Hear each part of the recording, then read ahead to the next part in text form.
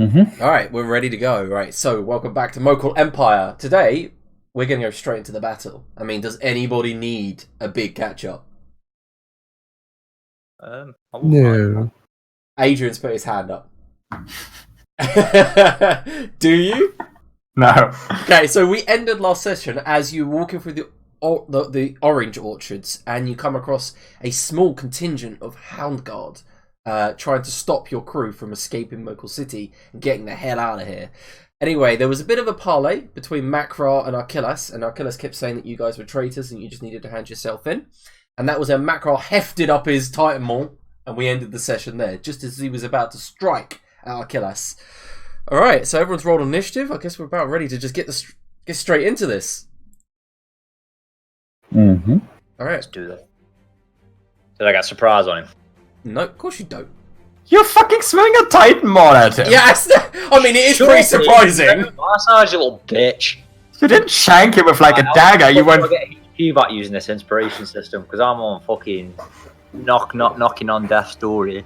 Yeah, you might want to use some second winds and stuff. Alright, so, top of the round, Grildar and Gwendef. Beside you, you hear Darioso in front of you shouts back to Vivian and says, "Don't you dare! Don't you even dare!" And Vivian's cracking her knuckles beneath her gauntlets.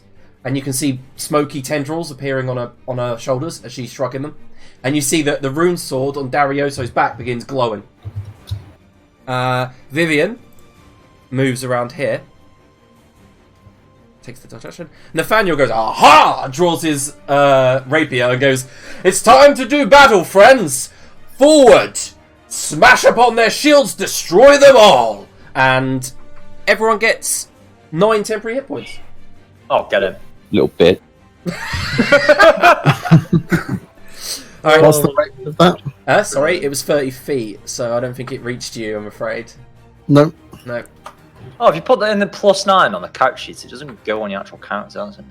Alright, so Achilles sees you heft up the Titan Maul, and he turns back and he goes, "Formation!" All of the soldiers bring their shields, spears, and begin stamping down to cover their body. And he says, "We don't need to kill them!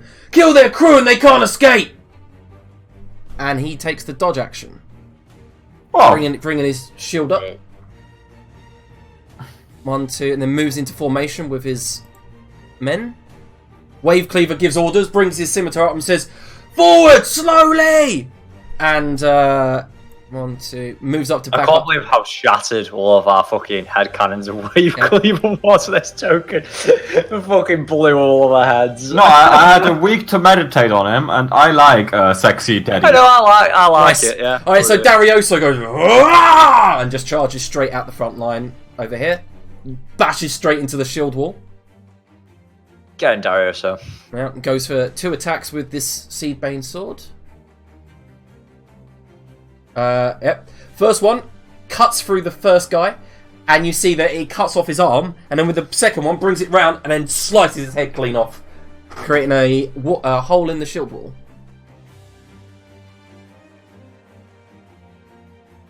There's so That's not many. really a hole. There's like still a corpse there. So. Yeah, there's so many goddamn. I can't click any icons. Alright, so these guards all move forward with their shields out. Move this way. Achilles moves back there.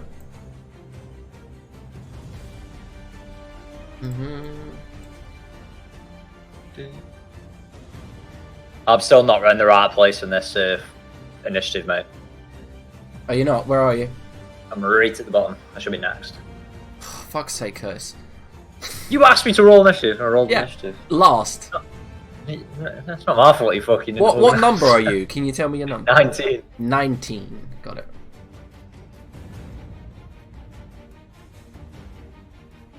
I can't actually Well, it see should have you. been before Dario, so I imagine I've got a higher dex than him, but never mind. I can't actually see you. I'm like at the top of the 19s at the bottom now, I feel like. Oh no, I've disappeared. Yeah, like I said, you're not there. Where have I gone? I was there 2 minutes ago. You changed your token. Your token and we put a new one in. Just and stop, Curtis. Let me sort it. You're just gonna fuck everything up if you touch anything. You don't want me to just roll one and then you put me in after? Yeah, I've done it. Easy peasy.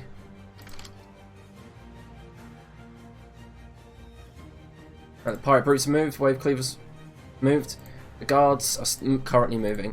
Alright, so a bunch of the guards try to stab Darioso. He gets stabbed twice. You see one wound in his waist and then another in his leg. He totally ignores it. Holy shit. Yeah, it's like 16, I think. Yes. Alright, so Macra, we'll have you now. Your turn. Sad. Right, I charge forward. Oh, I know what you're gonna do. You don't get 2 bonus actions with a haste, do you? You just get 2 actions, don't you? Alright then. With 2 actions. Yeah, I'll run forward then. I'll expand into this space here with my rage as a bonus action. Mm-hmm. Yep. I will then spend 1 of my 3 points of inspiration to become hasted. And let's make some reckless big swings, shall we? Alright, so you bring the Titan Maul up and go for... Are you going for one of the massive swings? 3. Yep. So I'm just, literally just the 3 in front of me. Either way, let's start in left and right or whatever. So that's the first swing. Yep. They all hit. And then another massive swing with my hasted action. Have you used your inspiration, yeah? Yep. 1 of my 3. Which one are you going for now? You've killed the 3 in front of you. Oh, I murdered all 3. Bollocks. I didn't think I'd killed all. They're like minions. Actually, to be fair, the last one did miss. I'll do these 3 then. Can I get in with from here with reach? Yeah, I can. So I'll just stay. I'll hold my position, and then can I draw a line for you? Them 3. Get IAB in it. You could get IAB. Do you have reach? Yes. Yeah, you do. Okay. She sees your Titan Maul coming and uncannily dodges. One would say. Might be a good idea. Mm-hmm. I haven't rolled the other 3 either. Have I? Oh, 1, 2, 3. I rolled 1. Yeah, I was waiting on it. I say IRB doesn't dodge the first one, but uncannily dodges it. That was recklessly, to be fair, so it's an 18 still. Yep. Okay, so smash. Yep. And you see you've just cleaved a massive wound inside their formation with the Titan Maul. Can we make a what's this term from 2nd edition? I don't know. Courage roll, whatever it is. A morale. Today. Morale. We don't leave you out for 3 weeks. You forget how to communicate. Alright, so Xerxes. How do you pronounce it? Xerxes. Xerxes. From the corner, you can see and hear this massive battle going on. Screams of people being smashed. You see bones and blood go shooting up as you see this huge bugbear swinging a Titan Maul around. Mm-hmm. Well, I guess people see like a tiny little orange bead come flying out of the trees. Ah, okay. At that moment, Xerxes, the bead just fizzes. How fucking terrifying! And an Inquisitor who was previously invisible and just used counterspell appears. And Grildar, you recognise him. He's a famous Inquisitor. That's what he looks like. He is an Aarakocra. He's known as Ecorian. You've met him before, and he's well known for his abjuration skills. Alright, well, fuck that guy then. The spook will head over to him. Right, so what does Spook look like? What does he? He looks ghosty. He looks what? Ghosty. Ghosty. Alright, cool. And life drain. Oh, that's actually that's a hit. Oh, that's a great roll. Yeah, I was gonna say. A fucking top roll. Yeah, so he goes Kah! As fuck, okay. Yep. And Constitution. Fuck me, he has +9 to hit. You don't need to particularly roll very high. He passes. He uses my spell attack. He passes the con save. However, you see a flash of a blue shield, and then it shatters as you break his abjuration shield. Yep, nice. Mm-hmm. That's me. Alright, so behind, you see Mubarak is struggling and shouting, and all of the normal crew are basically, they've got sticks and batons and they're beating him down so he can't get up. Alright, Inquisitor Cat. Cat Inquisitor, this one. This one runs forward over here. Jumps onto here, goes for Macro. Come at me, a little bitch. He's got advantage, remember? Yep. Oh fuck, that is terrible. Hands glow black as he goes to cast Inflict Wounds and touch you with it. And you just manage to push him out of the way. You just, like when you can just put your hand against the forehead of like a dwarf that's trying to get at you. You just kind of do that, then push her back. Because she's unable to reach you. Alright. Chester Decker. Drinks are on me, boys. You are right there. Combat going on right in front of you. I am going to cast Happy Hour. And it'll be a happy hour indeed. Oh, did that come up? No, it didn't. I didn't see anything. Spell syntax error expected. Okay, what does it do? How bizarre. What's the spell? The spell is, I can never remember the name, but it's the one with the 30-foot aura. Aura of Vitality, yeah? Yeah, that's it, yeah. Oh, why has that not come up? That's so annoying. Brings her on me. Can you and, Magma, get in there. Get deeper. Get in there real deep, like, yes. And that'll be an explainer brag for him. Alright, nice. Okay, so you see that aura now, Chester. Yep. Anyone in there, you can use your bonus action to heal them for 2d6. Darius is taking damage, isn't he? Yeah, but you've just expander bragged, so that's a bonus. Oh yeah, of course. Good point. Cool. Alright, so Grildar, you're up. Yep, I'll also use an inspiration to gain haste. Nice. This is what it was for. And I'll first use my action then to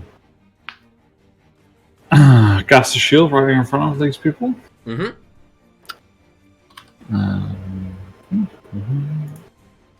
Alright, yeah, you're doing... Do you want to draw where you've put it? Yep. Shit. Yeah, no. I'll step past it first. Yep. Just... Of course. Alright. Oh, that's just fucking how many was it? power. Go to my int modifier, which is currently... And Curtis, we will do health bars after this combat, of course. Oh, man. It's just to help Todd so he knows, because I'm already like below half HP. Mm-hmm. We'll sort that out another time. For now, we'll focus on this. Alright, so you're giving these guys cover? Yep. And then it's double movement, right? Yep. Okay, so I have 140 feet of movement. Whoo! So I'm going to go and get over there. Yeah, you see that Achilles is like holding the back of the guard in front of him, using him for cover, because you can see that the pistoleros behind you, the gunners, are bringing up their guns and ready to fire. Mm-hmm. Mm-hmm. Yep, so I'll run in over here and I will sword burst. Ooh. Nice. Okay. Dex saves all round.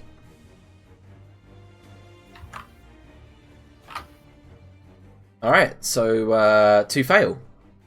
There should be one more. Yeah, you're right. I clicked the guard 3 times. It was meant to. I meant to do the Inquisitor as well, aren't I? What's the name of that awful game? The Inquisitor fails as well. Alright. So 9 damage for those that failed. Yep. Kingdoms of Amulet. That's what I was thinking. Yeah, they're all. There's just a shout just goes up as the swords cut through some of their ankles, some of their shins. Yep, that'll be my turn. Mm-hmm. Alright, so the gunners, you hear a pop and a thunderous sound as their guns go off. And remember, they can't aim through me. I'm providing full cover. Cool. Alright. I imagine they're all fucking hitting me anyway. The Inquisitor gets a bullet in the side. It's like, and you see a jet of blood. One ricochets off the shield to your left, Makra. And Grildar, one like skids past your armor and ricochets off of the Inquisitor's shoulder pads. Alright. Yarby goes to attack Makra. Crits you. I'm afraid. You know what? And she gets a sneak attack, so you take 32 sneak attack damage plus... You take 44 slashing damage. Split it up for me, so it was 32. It would just be sneak- halved, it's all one attack. So it'd be 22. Right, okay. 22 slashing damage. That's scary. She got a good crit with there. It's brought her Kopesh up and just slices across one of the arteries and a jet of blood hits. She then uses a bonus action to disengage. I'm looking pretty rough here then.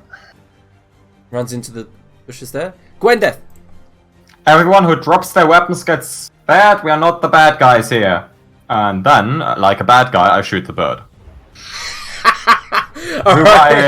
Whom I designate as my Slayer Spray. This one? Alright, cool. First bird shot, that's a miss. Yeah, she managed to duck out the way. That's a 16. That is a probably. hit. Oh, Slayer Spray damage. Mm-hmm. 5.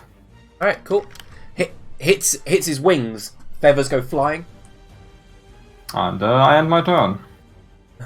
Frank makes a weird kind of gurgling sound as he walks up to Gwendeth, and then he says, Sea's blessing upon you, Gwendeth.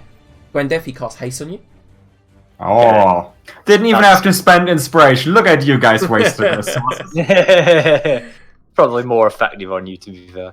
Yeah, he cast haste. Let me click that. Oh, I can't fucking find it. It's somewhere in there. Anyway. Frank then moves behind Nathaniel. Okay, so this guy leaps over here.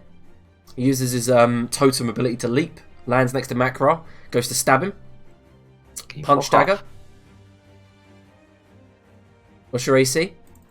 17. 17. So the first punch dagger comes towards you and you just grab his wrist, bend it back. And then the next one comes with the offhand and you just manage to weave out the way of it. Get it. This Tiger Inquisitor goes to attack Grilda. Okay. Coming in with the punch dagger. And you manage to just bring up your shield, block the first one and then parry the next. Mm-hmm. Alright, and then this is when you all hear a war cry as the crew begins charging forward. Dashes here. This one dashes over to there. This one dashes to intercept a Yabi. This one, dashes over to here. Sweat dripping down their exposed pecs. Mm-hmm. What? We need to get these some coats. Jesus. There's gonna be so much skin cancer. I thought Grilda got them all clothing. Yeah, they did. But, come on. Alright, so immediately, Ikurian tries to retreat, so provoke an attack of opportunity from Spook and the crew. Oh my god, the crew member crit. Just cuts down its back for slashing, and then that hits as well. That's a good roll. He will use his reaction to shield at that moment, so it misses. It was a good roll, I'm afraid, but he does shield. And then he runs. That's alright, he can waste spells. Brings his hands up. You see lightning appearing, and he casts lightning bolt straight down the line through the crew, including Wave Cleaver. Should have taken counterspell. Oh dear.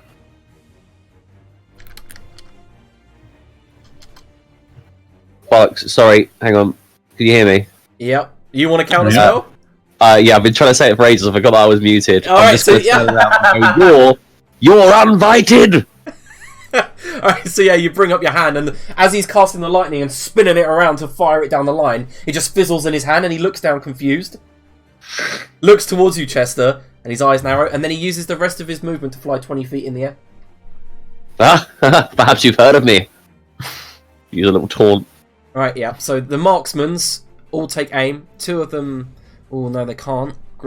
Macro is big, so all four of them fire at Macro. Macro is big. Big boy. For him. Alright. You got advantage, remember. You need 2 more rolls on that. Yeah, sorry, dude.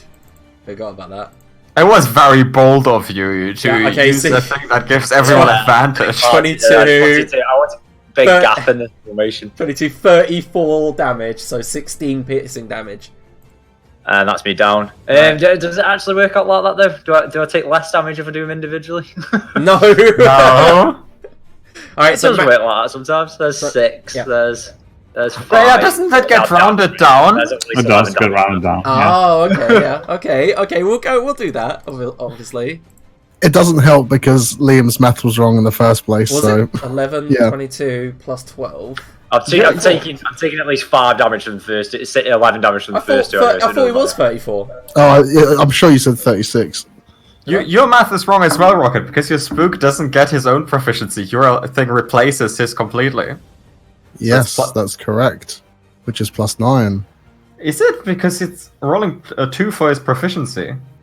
Yeah, no, I Yeah. just added the rest as the modifier because it's easier on the NPC sheet. Okay, you're very smart. You're smart, aren't you? Okay, all right. So you're hit with a load of bullets and you go down. Behind you, I've got 1 turn then. Fuck's sake.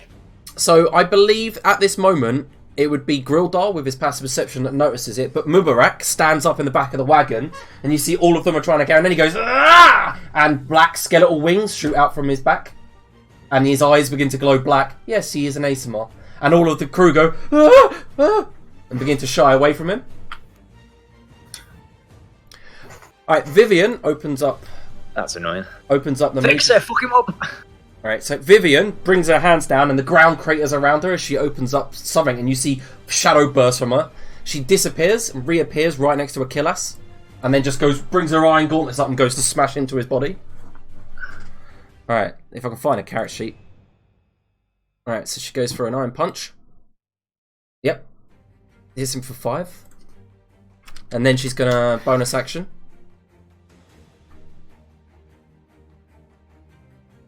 Bonus action, Flurry of Blows, which I haven't put a Flurry of Blows in. Shit. Alright. Let me look at what she actually got. So 19. Yep, she hits again. And then she uses Stunning Strike on him. That's okay. And Achilles, yeah, it goes doosh, and then his head kind of lolls slightly. Nathaniel just looks back at you, Gwendef, and says, "Yes, forward," and then hides behind the cover that Grildar made. Pick me up, you bastard. He just goes, Did you include the temporary hit points in that, by the way? I did not. I might still be off. I completely Yeah. forgot about the +9. You took 27 if all those long rifles hit, but they didn't, I guess? No, because the 11, I guess, didn't hit the rest, or? No, It was 'cause 16 you got damage. So it'd have been like You would every have. other one that hit. I think you would still. How much HP did you have? 23. I thought you said. Yeah, it would have been 23 with a +9. So how much HP would you be on? It would. No, I had. What did I have? I had 11 plus the 9, so I'd have had 20. So you have 4 HP. I have 4 HP. Sound. Get in.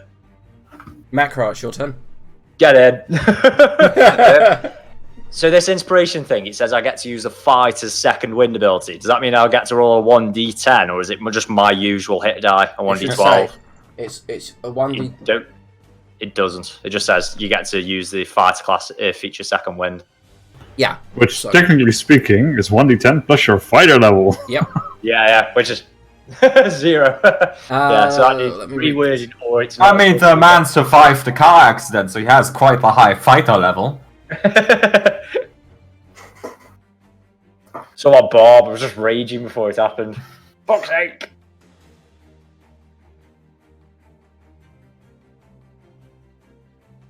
Yeah, you just get a d10. Well, what about the plus? Do I get +0 then? Because I've got no Yeah, fighter level. you just get d10. Oh, that's shit. That is wank. Let's not do that then. I mean, it's the difference between life and death. But it'd be better just to like use one of these other ones and then give an ally extra HP. Yeah, but it's not a lot. Yeah, no, but it's more than that. It's not. It's 1d8 plus level, isn't it? For the Oh yeah. for the Oh, other I one. guess I did mean to put plus level in that second wind thing. Then, if the rest say it as well.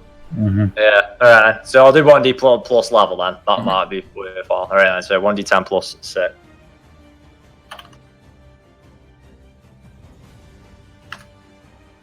I'll do. Yep. Alright, so you gain 14 temporary hit points.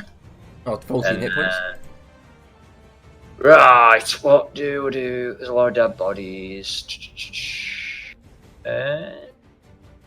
Driller's alright there. Let's just take out one of the leaders. Let's see if that helps with breaking their morale check. That's what I wanted to say earlier. I'm just going to go here. And I'm just going to put a full weighted swing into our friend to the northwest of me there. So I get an extra D12 to it if I use my Titan Maul as just a single action. Yep, that's sound. Swing. 21. And that's a solid hit. Oh, Smacks fuck me. him clean in the face. And he goes down. And you see the guard next to him go... And Vivian looks at you with this... If it looked like I was going to kill him, sorry, I would have mentioned it was non-lethal as well. I'm just trying to incapacitate him. Yeah, you see that something's happening to Vivian right in front of you. The way that shadow's pouring off of her shoulders, her eyes are black, like inky black. Ah, that's worrying. Very voidy, does she? Very voidy. Grim.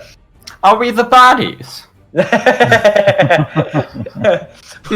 got like shadows coming out of us and inky black eyes. Alright, so you've made your attack. Cool, and your bonus action. Darioso turns to the guard to his right. And you see his sword is glowing and he's too distracted by looking at Vivian. And he goes, fuck! And runs, provoking attack of opportunity from the guard. And the wine person, I imagine. The guard hits him for 1 damage. Oh my god. And he brings the sword up and hits Vivian with it. Not ideal. And he keeps going, I told you not to open it! What if it fell into the God King's hand? And he's just smacking her in the back with the sword. Not ideal. Classic.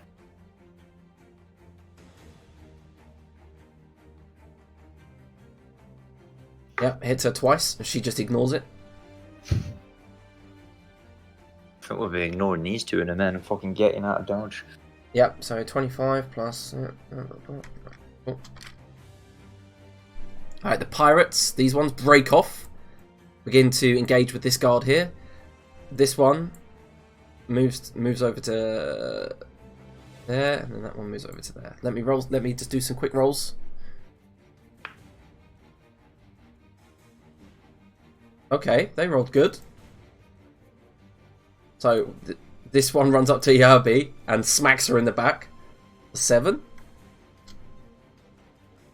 These two guards engage. They're still alive. Wave Cleaver. Yarr! Just get through them! Get to the rowboats! Moves around and pats Chester on the back like, come on, boy, let's go! Runs up to him. Right you are. I shall be behind you. Wave Cleaver brings out his scimitar and his dagger. Goes for a double attack. So 1 scimitar attack. And then 1 dagger. Yeah, okay, so he cuts through the guard's chest. And as the guard looks down at his intestines, he brings the dagger around and stabs it with a crunch into the top of his skull. And then kind of like wrenches it free and goes, yarr. Very unnecessary. You already disemboweled the man. He hadn't killed him though. He's a proper pirate, Curtis. Look at him. That's our captain. We are employing that man. We might actually be the bad guys. This guy moves here. Alright, so get some guard rolls going on. Alright. So, Makra, the spear comes towards you, jabbing, trying to get you killed. You manage to just push it out of the way. Cool. Grilda, as spears come in a wall all around you, only one manages to get through for 6 piercing. Alright. And Xerxil, one of the guards on the right has turned around and looked at you. Yeah. With his spear in his hand, he goes, and you just see him kind of mouth, what the fuck is that? But then ignores you. One goes for Wave Cleaver. And hits Wave Cleaver. Wave Cleaver gets a spear across the abs. Rock solid abs. Right, Xerxil. Right. Where the hell is your token? I don't think I've seen It's on the it. floor. He's right. hidden. It's camouflage. He is camouflaged on the map. It's as well. on Zoom. Okay, just zoom into it, before please. Liam, so we can have a proper look at him. Well, you haven't seen him yet, but I will Well, do that for you. That's hideous! Ah, It's hideous! I love it. Okay, Xerxil, your go, sir. I will attempt to place a ruinous hex upon the Inquisitor. You mean the Aarakocra? Yeah, Kokra. No, the guy that counterspelled me. Yeah, the is he an Aarakocra? yeah, he's the one him flying in the air. Yeah. I haven't actually put the DC on this, so it's DC 17. All right. He gets a 22. Lies. And then the spook will go and try and shiv him. He's 20 feet in the air. Shivved. He's 20 feet in the air. Yeah, he's a bird. He flew up. Well, that's fair enough. Oh, fair enough. Just oh yeah, shit. It's a ghost.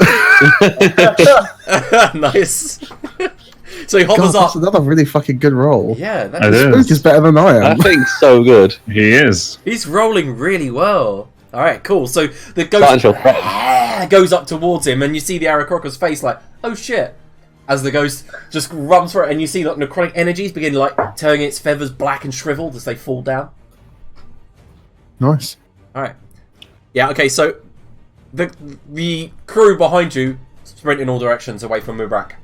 He's got his hands tied behind his back, and then you see Fixer go. I ain't scared of you, and then just go to stab him in the crotch. Get it. Good girl. Classic. Yeah, but you see Mimu scared and dashed away as well. Me, little pussy, toughen up.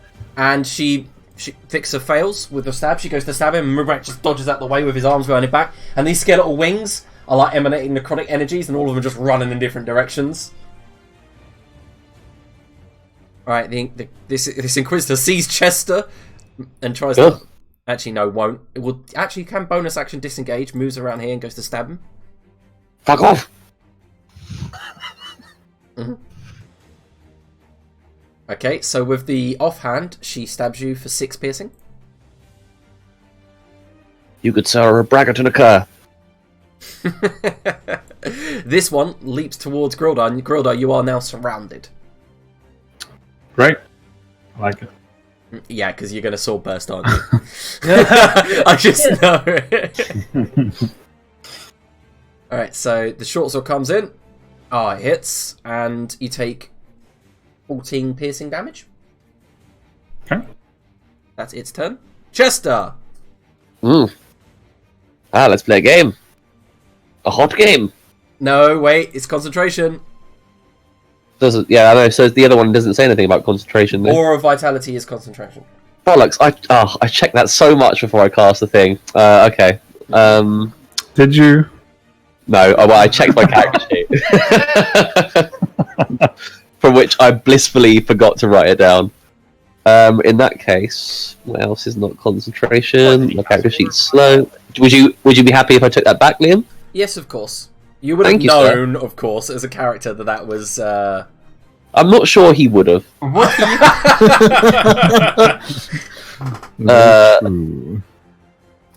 Is it concentration? Okay, yeah. I'll ignore you for now, good sir.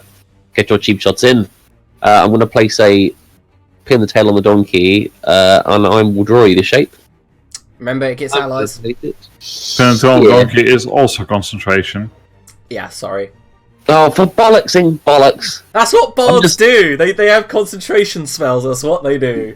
Yeah, I'm going to have to save that one, though. Sorry, guys. I'll have to... I'm going to hit him with the rapier. So it's swordplay you like. Try a little bit of my steel. So you turn around to attack the Inquisitor. Yeah, I'm just going to hit him with a rapier. Give me a sec. That's I alright. haven't used it, so trying to find Remember, it you is- also get to heal people because you've got the Aura of Vitality up. Yeah, no, I'm going to do that in a second. Quill rapier! I'll Oh my sign God. my name on his chest. You do! You do sign the CD. You're like, ha! Like, and you see behind you, Nathaniel pokes his head up from the Baron. He's like, bastard. And I will... Has Macrob taken a beating yet? Yeah, he looks like he's taking quite a beating. Skadoosh! Oh, wow. Alright, so he heals for 4. It's 8 on me. You've got to think that at least. Yeah, that's very true. Right, Liam, I've got to dip out for 10, is that right? Yeah. I should be back in time for the next turn. Alright, just mute yourself and we'll see you in a minute. Catch you in a minute. Alright, Grildar. My good captain, it's your turn. Well, there's not that much going on my turn, just a sword burst. Jeez, this is gonna... Alright, so the cat, Inquisitor just got 14, managed to duck. The tiger one, not his forte. It's a 9, takes the damage. And we'll see about the guards around you for now. 1, 2, 3. Alright, so 4 guards. Alright, so you kill 2 of them. It cuts their legs clean off, and as they're fallen, they're just crushed by their fellows. Alright, and then I'll use another inspiration to dodge. Nice. And since I'm dodging, I'm also using a hit die. Mm-hmm.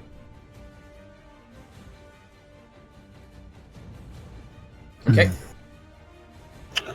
Um. Oh, I'm gonna do that as a GM. Wow, you should see their rolls. Is there anything else for you, Rodar, before I did this? Nah, I'm good where I am. Alright, so the Inquisitor that Chester is fighting just gets a hail of bullets up her back. Alright. Iyabi is flanked by all of these pirates. She disengages.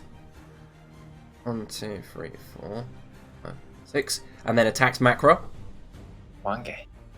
Yeah, you're massive. Oh my god! Oh, I'm not even lying. She crit again. Fuck me.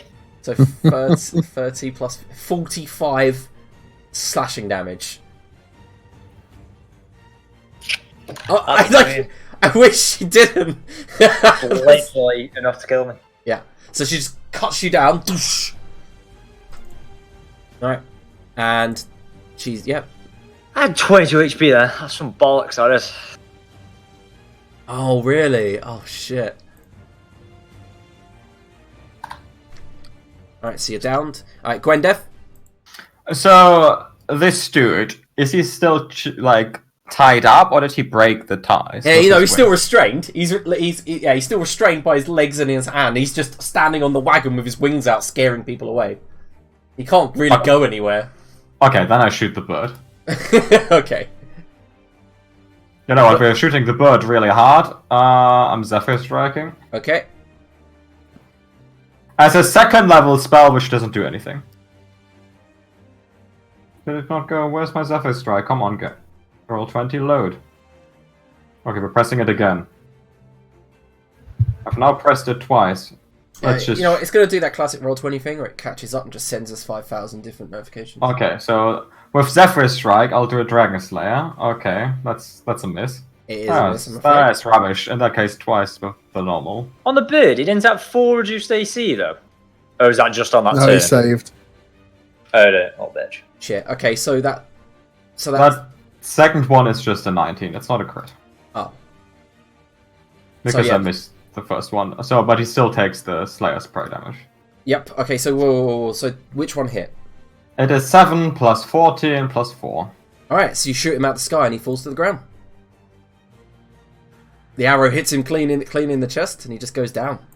No winged creature can stand against a Redfoot. Yeah, so the first arrow just go wide and the second just... And it just goes... As he falls out the sky. Alright. Frank just looks over at the entire battlefield and just goes, Wendef, I'm scared. And can I respond on this turn, or...? No, and then he just lifts his hand and fires a huge beam of radiant light towards the Inquisitor, which the Inquisitor turns around and parries, and he shoots through the nearby orchard, taking out orange trees as it goes, and he just goes, oh, and then kind of retreats back behind the barrier. Yeah, you saw a radiant bolted. Alright, so Grildar, 2 punch daggers coming at you. One manages to strike you for 8 piercing. With disadvantage? Because I'm dodging, remember? He misses then. You bring up the shield, manage to block both of them. Where's the other tiger one? This one, seeing that you're dead, runs over to Chester. Punch daggers Chester. And amazingly, Chester goes, aha! Dodges the first one, but then gets kind of like a backhand slash on the second go. Right. And the crew. So this guy moves over here. Where are the rest of the crew?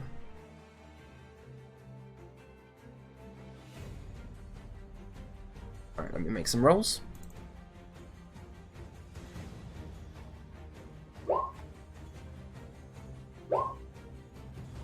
Alright, so the Inquisitor gets cut down. One of the crew members runs forward and just skids along his knees, cuts through her ankle. She falls to the ground. To your Grildar, just near you, you see one of the guardsmen just get hacked to shreds by battle axes and scimitars as the crew gang up on him.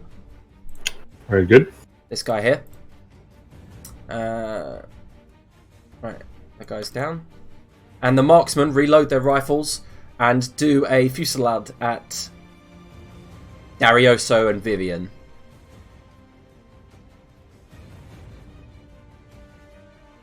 Yeah, so Vivian takes piercing damage as one shoots her. Actually, no, she won't.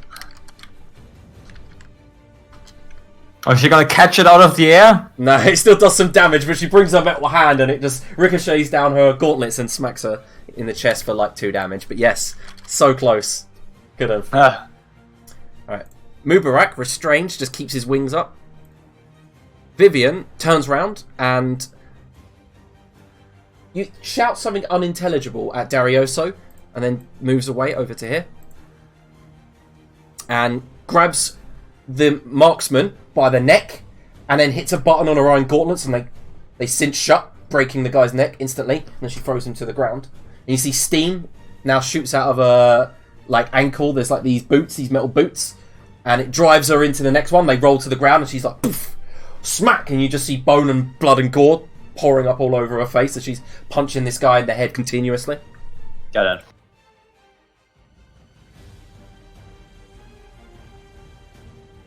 We lost many of our own men, yeah. No.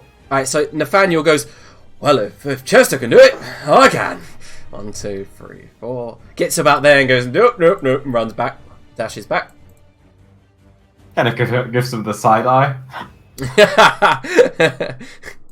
Yep. Achilles looks around as his stun wears off and he's just realising that what's going on in the battle. He goes, runs over to here and goes to attack Grildar and he says, Grildar! Traitor! You kinda are. I'm not. I don't belong to these people. You are. Shit. Okay, so Grildar, as he comes running towards you, brings the longsword up. You're like, dink! Block the parry the next go as a guard. Knock the spear that's coming for you to the northwest. Dodge the next one, and then as he goes for his second attack, you just block that too. You're like a whirling tank. You just blocking everything around you. I mean, I have my name for a reason. Yep. Dodging dwarf tank, almost. Macro, can you make a death save? Don't give me this bullshit. I think it reduced me to 0 exactly. Do I need to still make them? Yeah.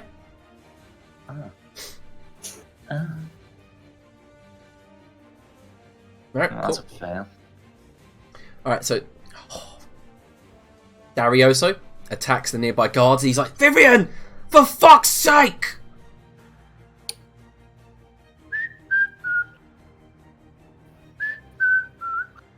Yep. He grabs one guard, drags him across and he's like, ah! As he drags him away from one of the pirate brutes in Macro's body, puts him on the ground, stamps on his face, and you hear a crunch, stabs the next guy with a rune sword, and then grabs him by his cuirass and drags him down the sword, and then rips it out his side. Brutal. Right. These pirate brutes are like, they turn round to see Mubarak standing up with his wings, and they're like, shit! Shit! And they begin to kind of like run back to the crate, the wagon.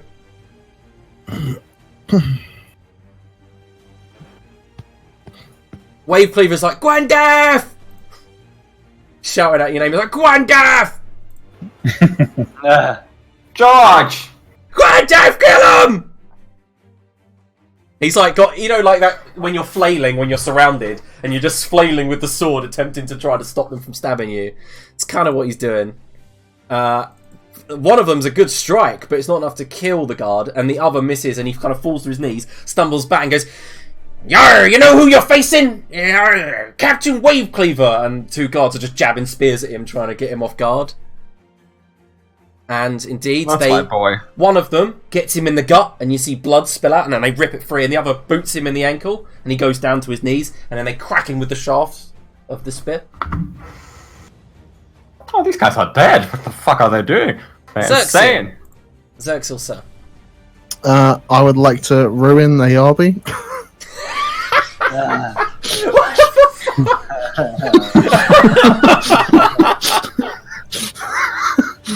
This is so bad.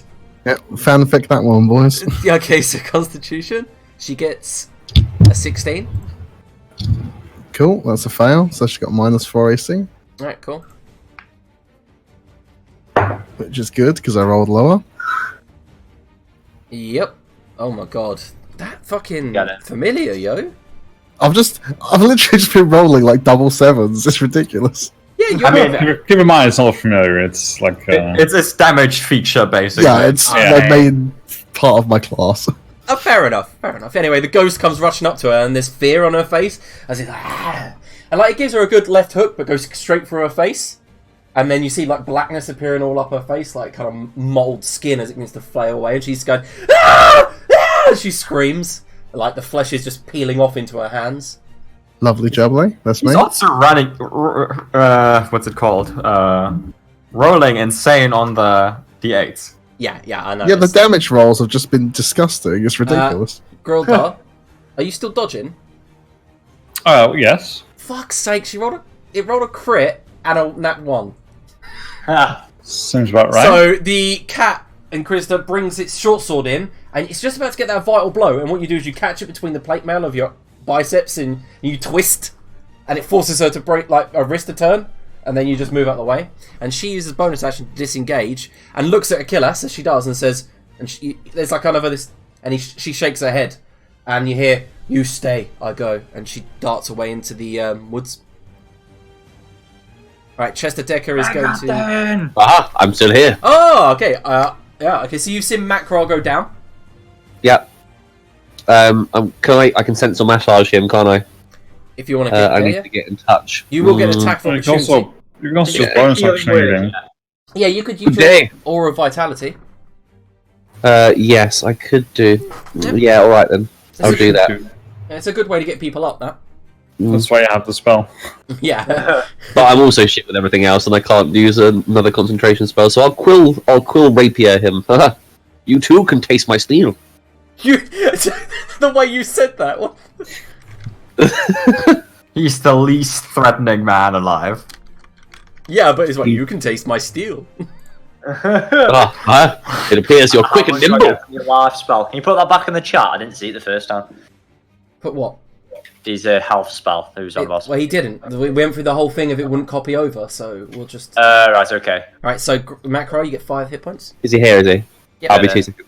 Sorry guys, I got to go. That's my roll. I've not got any more rages left, like, but it'll do. Grildar. See you in 2. Yes, it's getting a bit sparse here, sadly. Sadly. I'll delete the dead guards if you want.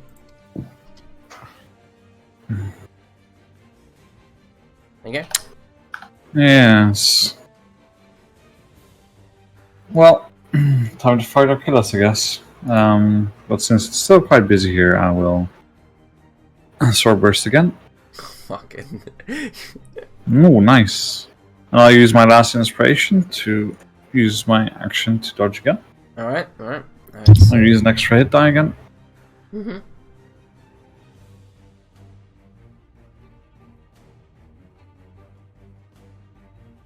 Alright. Just making some rolls. 1, 2, and Achilles. Yeah, it should be 2 guards and 2 inquisitors. All right. One of them being Achilles. Alright, so both of the guards go down. Good. And then Achilles. As a paladin, as you can expect, not high dex, and that just scrapes all up his body, rents his breastplate. Alright. Anything else, Grodder? Nope. Alright, the pirate gunners have to reload. Ayalbi just looks around, doesn't even recognise that Macra's like on the ground. Like, she thinks you're dying, so she will disengage here. Runs over to here and just leaps on top of that. Leaps on top of the crew member there. Okay then. Brings her Kopesh up and just cuts his head clean off. And then, wait, so 1, 2, 3, 4, 5. Moves to back her boyfriend up. Achilles. Wendef, your turn. Well, Georgie is in danger, so I'm gonna move. Mm-hmm. Here. Have a good angle to shoot at these fuckers. Alright. Take the paladin down! Oh, not the paladin. This one immediately becomes Gwyneth Slayer's prey. Alright, so you just pull the bow back, whistles through the air towards him. Oh, That's 11. And it hits him in the back of the nape of the neck and he just goes down. Well, so much for that one being the Slayer prey. And then that guy next to him gets another arrow. Nope. And it hits George. How dare you! It just sinks into his kneecap and he's like, ah! Great death! Why should the other one? Right. How do you get 3 attacks, by the way? You hasted me! Oh, yeah. Oh, yeah, duh. Wait till you did that. Don't. It's Classic. Yeah, and that finishes off that guard as the arrow sinks into his back. He reaches back to try to pull it out, but then just falls to his knees. And you see George just go, Gah! And just slice down his face with the scimitar. And I end my turn. Alright, cool. Frank in the background moves over this way. And then he turns towards Grildar.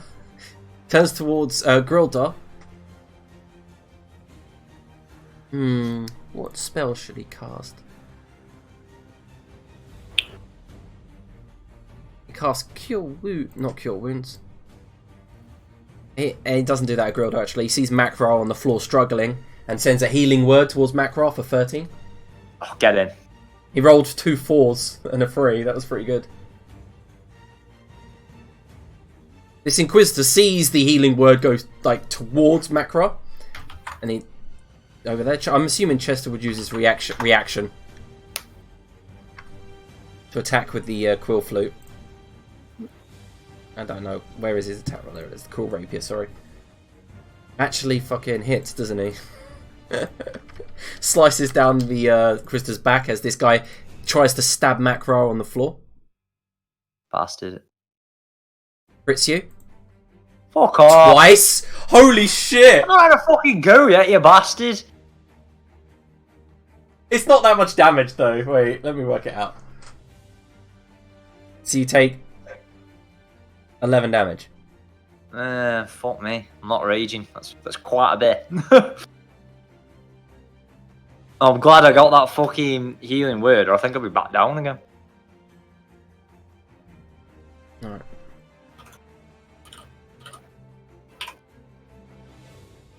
Alright, some of the crew members jump on this Inquisitor.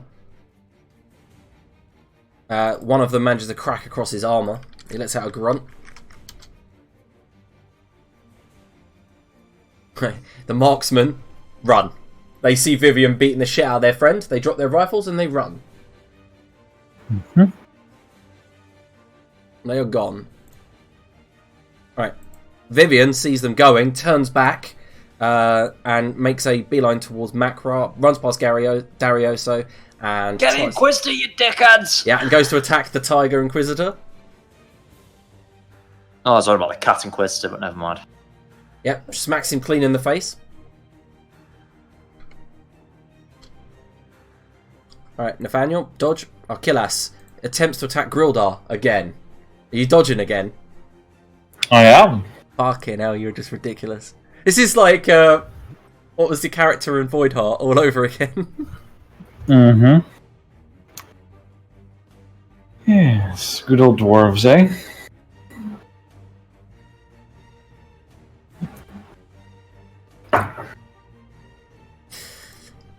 Well, that sucks, doesn't it?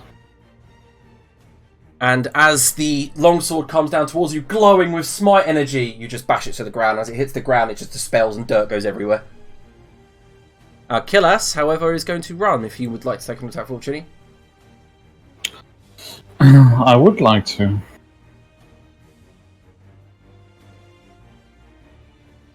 Look at Anna attacking. I know. So that's a 20. Yep, you shock him and he's like, "Gah!" as he tries to run away. Do you get that as part of your class then? Yes. Yeah. So Right. you didn't get Warcaster, did you? Macro. I could, but Yeah, it's no point if you got that part of your class. That's like the main reason to have it, isn't it? Right. Yeah, they're all looking a bit sparse on their side, aren't they? They're making a lot of moves away. There's Tiger getting on my tits. The reason on there. How dead's he looking? He's looking injured, but he's in something that's very similar to you, Macro. A frenzied rage, Okay, swinging wildly. He's dead now then. Yeah, so in a like an uppercut move, you just take his jaw and head off. Get him, and then oh yeah, I guess I stood up first. So I use 20 feet of movement now. I've got 20 foot left. Let's. I need to try to kill us. Can I go through Dario so like he's not there? It take 10 foot of movement, like if you go through people. Bastard. I guess it's better than nothing if I just start making a charge. I'm moving way quicker than him next turn at least anyway. So, or do I just take the attack of opportunity from him? Yeah, fuck it, let's risk it for a biscuit. So, 5, 10, 15, 20. Take an attack of opportunity with this little guy here. Did you reckless on the last one? No. Alright, so the spear comes flashing towards your face, but you just push it out of the way. Sound. That's me. Oh, I've got enough points of inspiration. I roll another fucking D10 plus 6. Use Okay. all of them bad boys up. Did I use? I didn't even use my second one yet. That is my second one. I've still got one left as well. Got it. Right. I was going to use it for my next turn, but someone killed me. Yeah. Plus 6. Dario so ends his rage, runs up to Wave Cleaver, and he's like, "Get up! Get up! We need to move. Get your men moving!" And at that moment, all of you see the pirate brutes run at Mubarak on the wagon. One of them fails his save and is like, just stops at the edge, while the other two, one grabs his leg, yanks it out, and the other brings the battle axe and just smacks him in the temple with the butt of it, using non-lethal damage. Got him. And his wings just kind of dissipate into smoke and smog. Yeah, Wave Cleaver's... Krakatoa alive, he'd have been useful. Wave Cleaver's like, "Yar! Thank you, Darioso," as he's lifted up. And they both make a move towards Grildar to help him.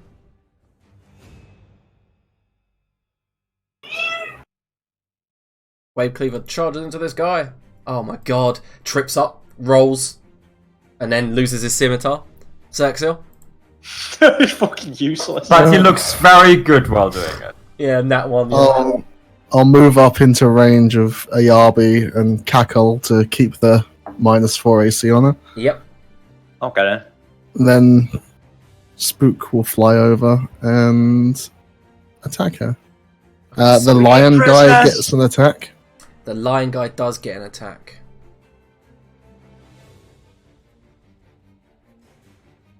A 17? Oh yeah, it's got 11 AC. Yeah, so it hits for 7 piercing. Cool. And then attacks. Yeah, so it hits. Ayabi's going to uncannily dodge. Alright. Yeah, just That's as a that. bullshit ability. What sort of person has that ability? Yeah, Alright, that's it. alright. Where's the other cat inquisitor? She moves over, drags Archilus. Chester Decker, are you here? Or shall I play your character? He probably is here. but- I'm here. Ah, it's your turn. I shall move forth. Alright, you move forth. Into battle, obviously, then. You there, good sir. Another to taste me. No. None of that. Hey, you're the one searching out me because you've heard about my power. Swing, swing! Alright, yeah. Is this against the guard or the Inquisitor? The guard. Alright, so you kill the guard. You just slash his throat with the scimitar. That's how it's done, Nathaniel. People with talent. Nathaniel's still hiding behind the barrier. Useless. And then I will. Who's looking hurt around me? Anyone looking? Makra. Basically Makra dead. still. Already have been twice. Just call it Aura of Makra. Makra hour. Get this down, you! Yeah, flash of light around you. And I'll end my turn. Alright. Who's next? Alright, so Grildar, passive perception. Yes? Yours is high enough to hear it over the sounds of battle. You're muted. Correct. There's a darkness that spreads across the battlefield momentarily, and then you hear the of large wings. Hello. Your turn. For fuck's sake. It's a dumb plague. If I get El Diablo'd. I'll move over here, and then I will force start Ayabi. Yeah. We need prisoners! Well, that's a shame about the 10, because that's a nice damage roll. Yep, so it goes towards her, she just dodges out the way, Matrix dodges as it slides past her face. Oh my god, that was a ridiculous damage roll. Yeah, that would have... Fuck. You just rolled double 12s! I didn't. Holy crap. Nice one. Alright, After that, I'll move over here. Alright, so you're gonna No, the tiger's already used his attack of opportunity. It's been about 17 years since I'm about to go. Oh, Yeah. it hasn't. Alright. Shh, it's gonna be okay. Don't cry, baby. Have a piece of cheese. Alright, two of the gunners misfire. Oh. One of the shots hits the tiger. He's staying where he is. He's in a rage. Ayabi disengages. And 1, 2, 3, 4, 5, 6 runs up to here. Blind Death. They're disengaging. Let them run. I don't care. And I shoot the lion dude 3 times. As I designate him myself. He didn't run. Screw him. Mm-hmm.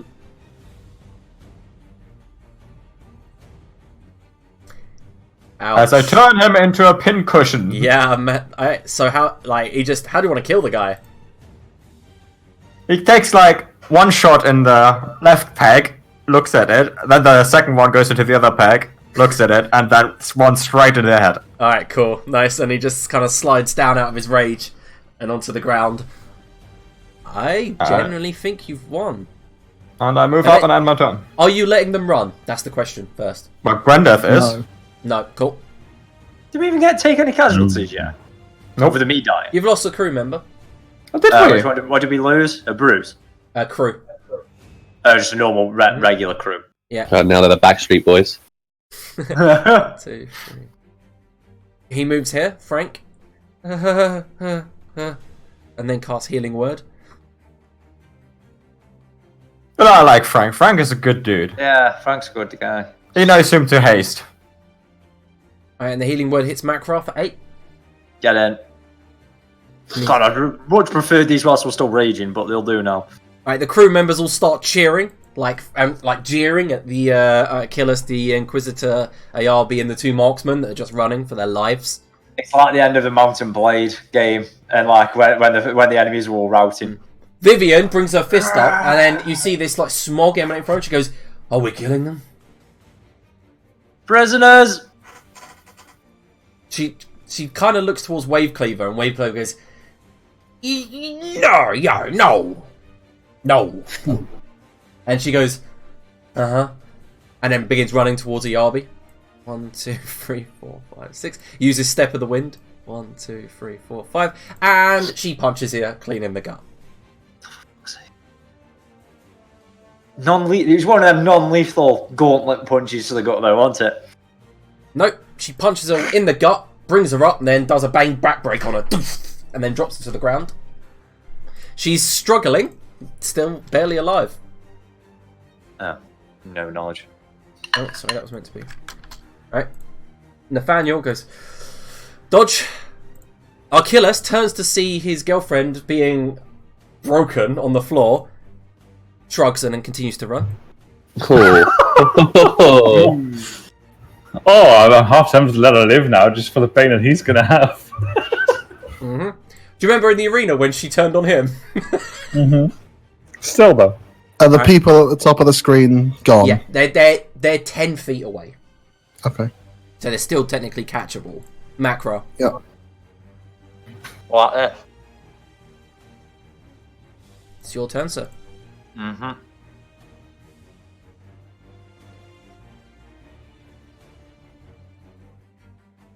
Well, that's a shame for him. Oh, I can't get around that cunt now. Yeah, Um, there is an Inquisitor in the way.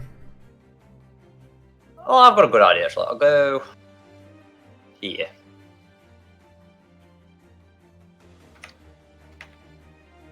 And then, as a free item interaction, I will pull out my Dragonkin Javelin. Okay. Are you And I'm throwing it gonna at shout. Killas? Yeah, and I'm going to shout "Blue Dragon" as I as I throw this at him. Nice. Roll a hit. You bastard! That's a shit roll. Yeah, I'm I afraid knew I it should have is. done it recklessly. It is a poor roll. So you go, whoof, and he just turns and brings his shield up.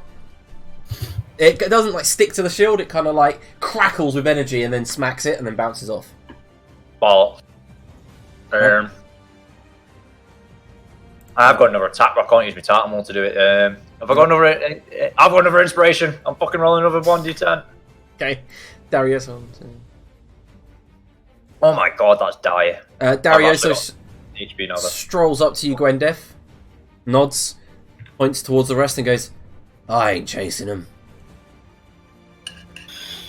That's very reassuring. Yeah, Wave Cleaver stands up and is like, "Yo, Gwendef, you didn't see me trip, did ye?" No, you looked great, George. That was a good first showing. Thanks. Alright, so Xerxes. Alright, so this is when everyone would first see you. Okay, so as you approach. Yep.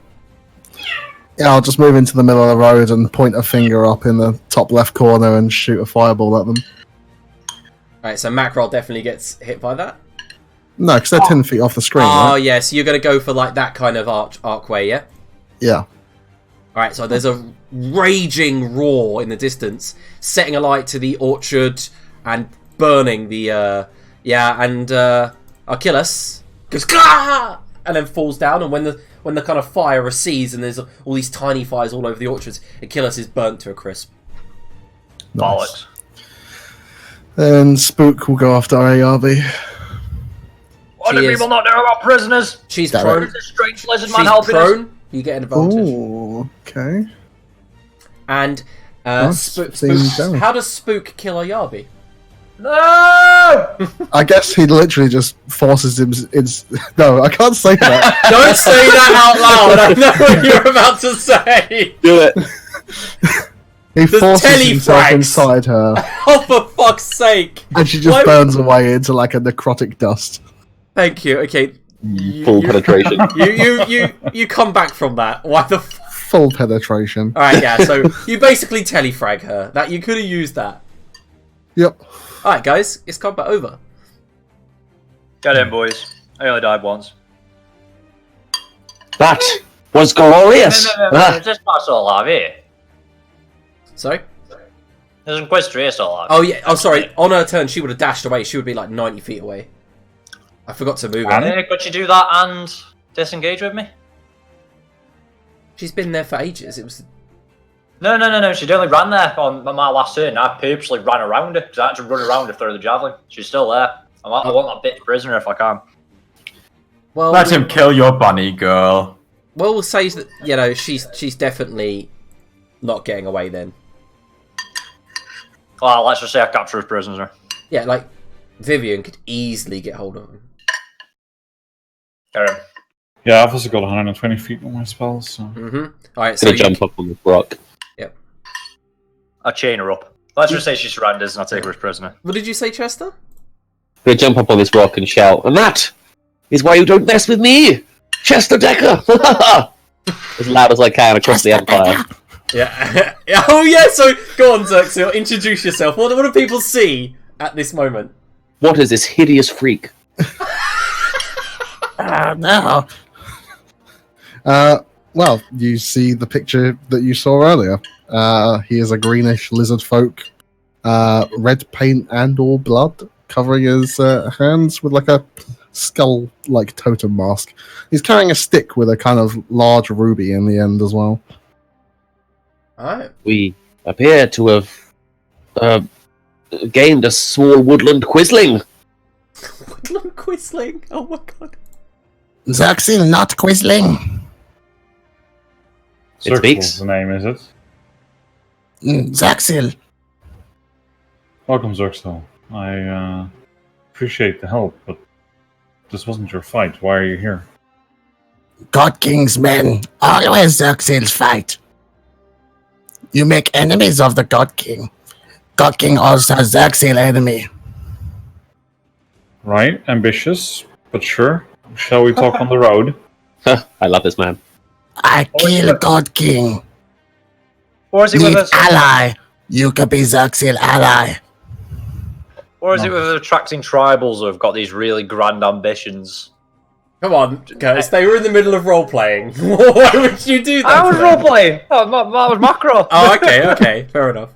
They are a pair of dirty tribals that just want to kill things well out of their reach. All right. So the I crew mean, gather up, well- of course.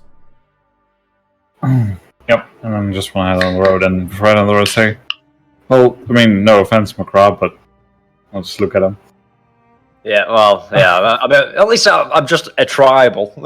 You do understand we're going away from the God King.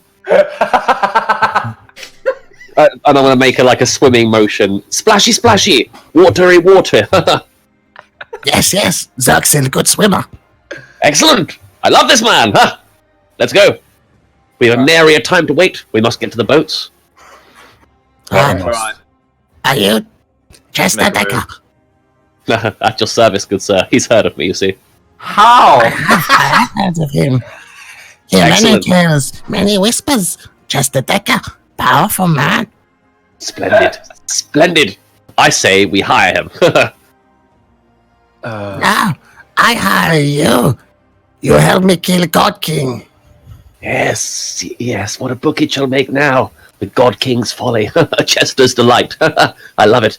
Incredibly ambitious. Right, yeah, let's walk and talk. So I guess we're all making our way to the ship. You're all jogging more like to get to. Yeah, we've got to jog on. Okay, I've so- grabbed the party gang, some of the strongest one for it. As you're jogging, Can I have a conversation with Grildar first, though? Yeah, before go anything ahead. else happens? Doesn't this mean your family's culpable of everything we've done? Are they not in massive danger as well? No more than they have been. They'll manage. Are you I've left sure? Because instructions we're with harbouring Randall. my kids. I'm aware. I've left instructions with Randall. Okay, I was just wondering if we wanted to hang around for them, if they wanted to make a great escape with us as well. But if you're sure they can Perfect. look after themselves. Excuse me, gentlemen. Don't we have another problem we must address as well? That being. Lantix, where is he? Surely he will be in trouble if not, could be wounded somewhere. I did send for him. He hasn't come so far. Ah, would he not want us to assist him if there was any form of danger? Yes, I do expect him to come here. He'll have to make his own way. He knows where the ship is. Ah, cold I and feel, like calculating. I feel like he'd be here by now as well. I worry for him. I worry for his health. We must keep an ear to the ground. Okay. Alright, so all of you can't help but over here. Darioso chastising Vivian. You are not meant to be using that! Your father didn't give it to you for just use it so you could fight. And she goes, "Tsk, get away from me, I'm fine." And he's like, "Look at you!" And all of you can notice that Vivian is like limping and a bit exhausted. You see sweat on her brow.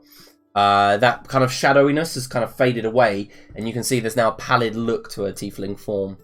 And he's kind of like having to like lift her up and move her along. And he's like, "I was meant to look after you, and if you die, he's gonna break my neck. You get it? Doesn't matter that we're all friends. He will fuck me up. Have you seen him punch stuff? And she's like, yeah, it's where I learned it from. And he's like, just don't. I've been given this sword to end you if you do. And he's like, Tsk. And she keeps like hissing at him as they're talking and moving along. Alright, so it takes about... Was she meant to be a cat inquisitor? Who? She keeps hissing like a cat. It's just the way that she speaks. And as you guys reach this cliff face, you look down, and as the night's beginning to approach, you see stars twinkling in the sky, and in front of you, you see the big island of Hunter's Island ahead of you, where you guys killed Makrar's wife. And below you is about 12 rowboats set all along a small harbour. And to your left, you can see the common docks, maybe about 500 meters down this cliff face. And Mimu approaches you. Grilda. Grilda. Uncle Hi, Grilda. Mimu. How are you doing? Can you tell them all we don't take the direct route? And you can see that Hunter's Island is ahead of you. So there's like a channel to your right, which goes round Hunter's Island. And you can see your boat in the distance at the common docks, which is to your left. And she says, we have to sail round Hunter's Island. Very well. I'll offer you to sit on my shoulder so you can see better, but let's do that once we're off. I don't know really what's going to happen, Grodar, but if we go that way, we're definitely going to be in trouble. Okay, we'll take a different route, don't worry. Thank you. Mm-hmm. Okay. At that moment, though, all of you see, off in the distance of the city, smoke. And then there's a popping sound, and then a roar like thunder, as an explosion near the marketplace goes off. Sounds like a dragon breath almost coming over, and she's starting to tear up the city for us. I knew we were going to become allies with her. You don't see any dragon in the sky, goddammit, Curtis. You just see kind of like a plume of smoke, and then of course, because of the distance, the sound hits you maybe 20 seconds later. Mm-hmm. Kind of like a roar of thunder and a popping sound. Is this a sound I would know? No. Oh, no dragon. No. Alright, so you guys begin running down this cliff face. It's like steps, switchback steps that lead down to these boats. And all the crew are like carrying their supplies. And Mubarak is on the back of one of the brutes. And Mubarak like kind of slaps his rump and goes, ha ha ha! Oh, one noble son for delivery! And chucks him into the rowboat. And he's like, there's like a whack sound as his head hits the side of the gunwale. And he's like, get down! And they're all like kind of like kicking him and pushing him into the boat. Anyway, it takes about maybe 10 minutes to load all of the supplies into rowboats. Keep the cat and Quinster separate from us so they can't confer with each other. Yeah. So imagine there's multiple rowboats in there. Did you knock the cat Inquisitor out, or did you... Yeah, I knocked her out and tied her up. Actually, no, if she surrendered, I probably wouldn't have knocked her out. I probably just tied her up. Yeah, she just follows quiet. Very quiet, and just follows orders. I'll take a stupid cat mask off as well. I'd get my tits. Alright, so underneath is a half-elf. Quite good-looking stature. Except for the crisscross scar on her left cheek. She's hollow, agile, and you see that she has a few broken teeth. But other than that, she's quite an attractive half-elf. Whatever. Mm-hmm. She's good for ransom. She just sits down, looks at all the crew. Right, so Okay, guys, you'll all get paid extra because you did not sign up for a rebellion, and I didn't even know there was going to be a rebellion. Yeah, George just goes, "Yarr! Once we're out to sea, you'll all be paid, of course." And What? Yarr, Out to sea now. we're going. We're not staying here. surely there's some errands to run, some rebellions to fight. And everyone's already getting in the rowboat, and he goes, "Chester, getting your rowboat." Whoever slaps Chester gets 1 gold extra. One of the brutes walks out, looks at his meaty hand, and slaps Chester. I throw him a gold coin. I will immortalize you. I will eviscerate you in fiction. I will make you appear a human bird upon the bottom of my shoe. Roll an intimidation check.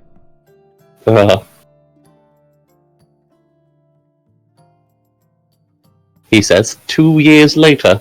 3 years later. Here we go. Right, I'm there. Oh, my intimidation isn't bad. Oh, fuck me. He keeps... I will immortalize you. The females of your species will never look in your direction again.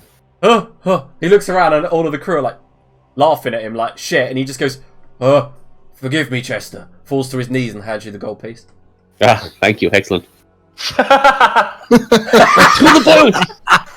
We'll talk about this on the boat. I am the captain now. You're not. Yo, I think I'm the captain. Right you are. Yeah, I'm assuming that their schooner is our destination. And everyone begins So to it is.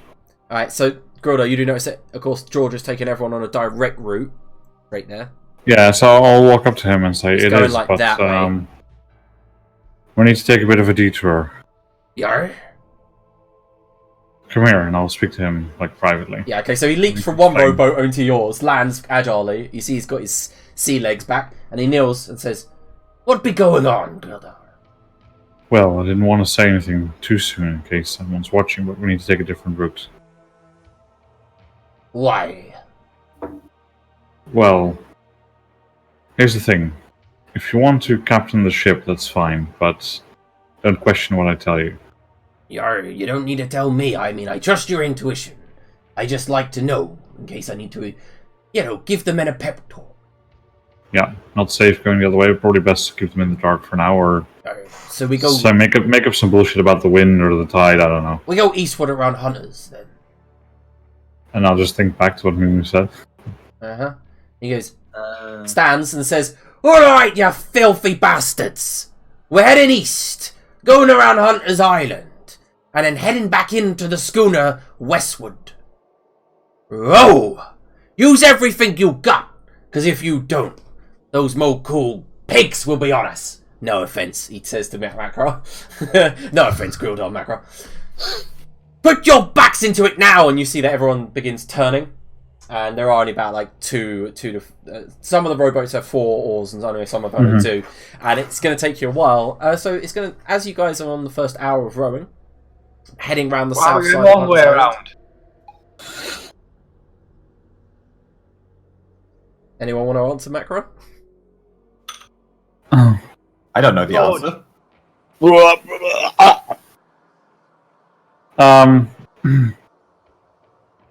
I'll just look at Macra and be like, later. Right. Can we go the short way around, please? It's looking green. Alright, so to your right, Crocodile House begins to come into view. It's the one of the matriarch's temples. It's a huge pillared white marble affair in the middle of the channel, with large kind of triremes surrounding it. It's well known for its religious significance, not its military activity. So you don't think you're in any trouble, but you do see men and clerics on top of the balconies and all the kind of archways just staring at you as this like contingent of 12 rowboats is just rowing past it, about maybe 500 foot out. And then that's when you guys hit the channel between Hunter's Island and the Seaport Market, and the water begins to churn slightly, and those who aren't used to sea travel begin to feel a little bit queasy, maybe a little bit kind of like dizzy. You might get used to it, but as you row past it, George is keeping everyone, and he's actually like lashing some of the more weaker boats to the others, like using ropes, making sure that everyone's stuck together and not going to just drift off. And as you reach, it takes about maybe an hour and a half as you reach around Hunter's Island, another sound hits you guys, even though you can't see where it's coming from. It's like another popping sound, then a low reverberation. And in the distance, Grildar, you swear you can hear people screaming. Where is it coming from? Northwestish. Main city-ish area. Okay. And as you crest around Hunter's Island, you see the orange glow of fires in the distance, and the twinkling of lights on the city on the horizon. And you can see the schooner, and at that moment, Grilda, you do see why Mimu had said what she said. Off to your left, maybe about a mile towards the Crocodile House, is a water room. 4 catapults, 8 helipolis, full crew, in the dark, with black sails approaching where you guys currently were. You can see men with like slightly glittering shields on the deck. They're probably about 80 fully trained hound guards. And I'll just see if I can catch Wave Cleaver's attention. Yeah, Wave Cleaver just looks at you and he's like, and you see one of the guys is trying to light a torch and he goes, "Yeah, put that out, you goddamn fool." And you guys are just kind of like sliding silently across the waves in the dark. This whole city is this city map to scale? Yeah. What with the ruler? I know. It's not as big as I thought. Like, I think the ruler probably isn't. No, the Yeah. ruler isn't. Sorry, no, the ruler isn't. It's actually maybe twice that. yeah, saying because there's like 5,000 foot to a mile. I just googled, and it's not that big, No, is it? then the city's about 3 miles wide, so Ah, right, yeah, so it is a bit bigger than that. it takes about an hour's walk from one side to the other. Yeah, it's when you were on about like how long it was taking us to do it here before. It just Well, sounded it's because you're rowing slowly around Hunter's Island. It's taking a while. You're doing about. Oh an no, 8-mile I'm talking trip. about when we walk around the city. It just seems like it takes us forever. Yeah, walking around the city. It sounds bigger. All right, and as you're approaching, you can see your schooner in the distance. It has a few lights on the deck. So, what's your approach here, guys? Yeah, we're really unsmart that we didn't have some of our own men on this ship. So as it was being built, we should have already had some of the crew on. I was thinking about this the other week. We're just gonna have to try to fucking take it over, aren't we? We're just gonna have to hope that they surrender quickly. I would like to cast Fog Cloud on the ship. Okay, nice.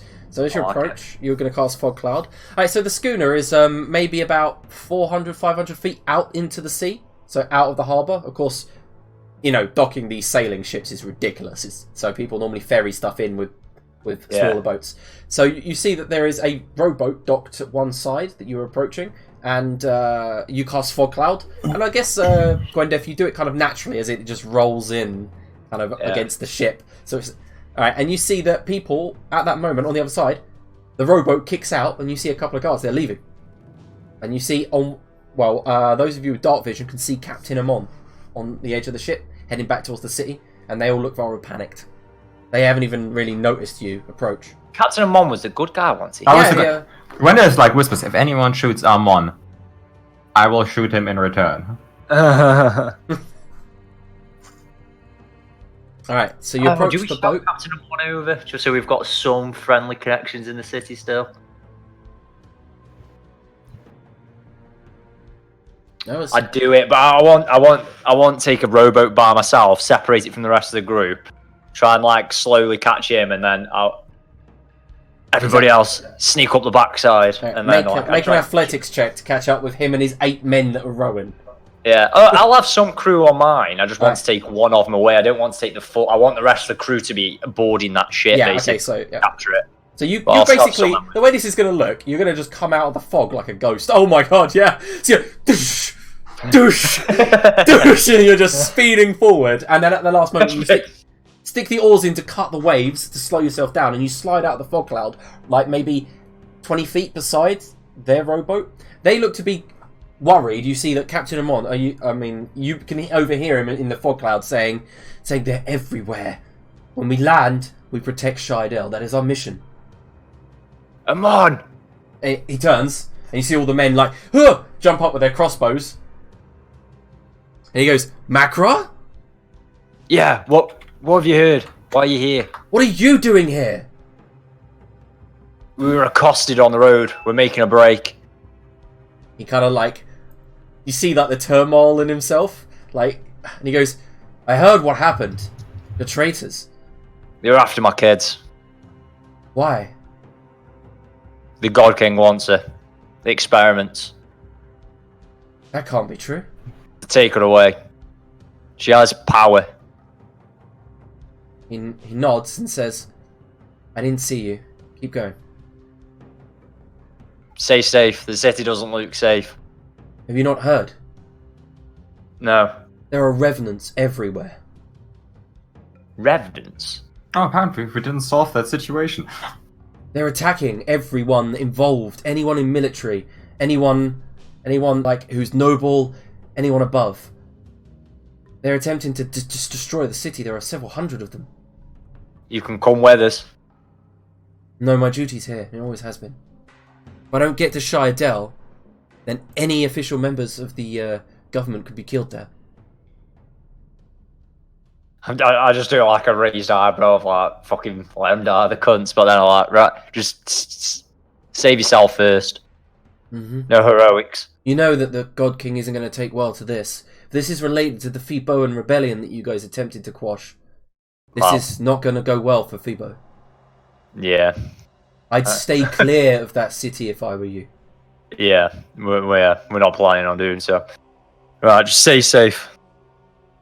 You two, I will do what I can.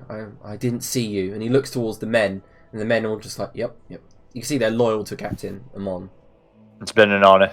I guess I rowboat to touch it. Yeah, and before you leave, he says, "Can you tell Gwendef that my investigation's still not over?" Of course. He nods. Have I got anything cool? Give him something cool. No I've one got a tells platinum Gwendolyn ring with anything. 20 gold. I'll throw him that. Just flick him the ring. He just looks at it and goes, "I can't take that," and kind of like hurls it back. Oh, yeah, I guess it kind of incriminates you to me. It does link me to you. Just take it and go. I just put my palm up so he can throw it back at me. Okay, so on the other side of the fog cloud, all of you are climbing up the rigging to get into the ship proper. And as you climb up into the deck is rather empty and spacious because, of course, it's not been proper outfitted yet. The three masts are furled up, and as soon as George gets on deck and he goes, and you see all the men are just kind of looking around, looking at the orange glow over the city, and he says, "Yar, you goddamn lazy bastards! Get up and unfurl the sails! We're getting the fuck out of here!" And everyone kind of like gets to work. They're like spiders climbing the rigging. You see there's 3 or 4 people up there already. One guy's taken like his pistol, climbed to the crow's nest, and George just turns to you, Xerxes. "Yar, if you don't mind me saying, who the fuck are you?" Zaxil. Who are you?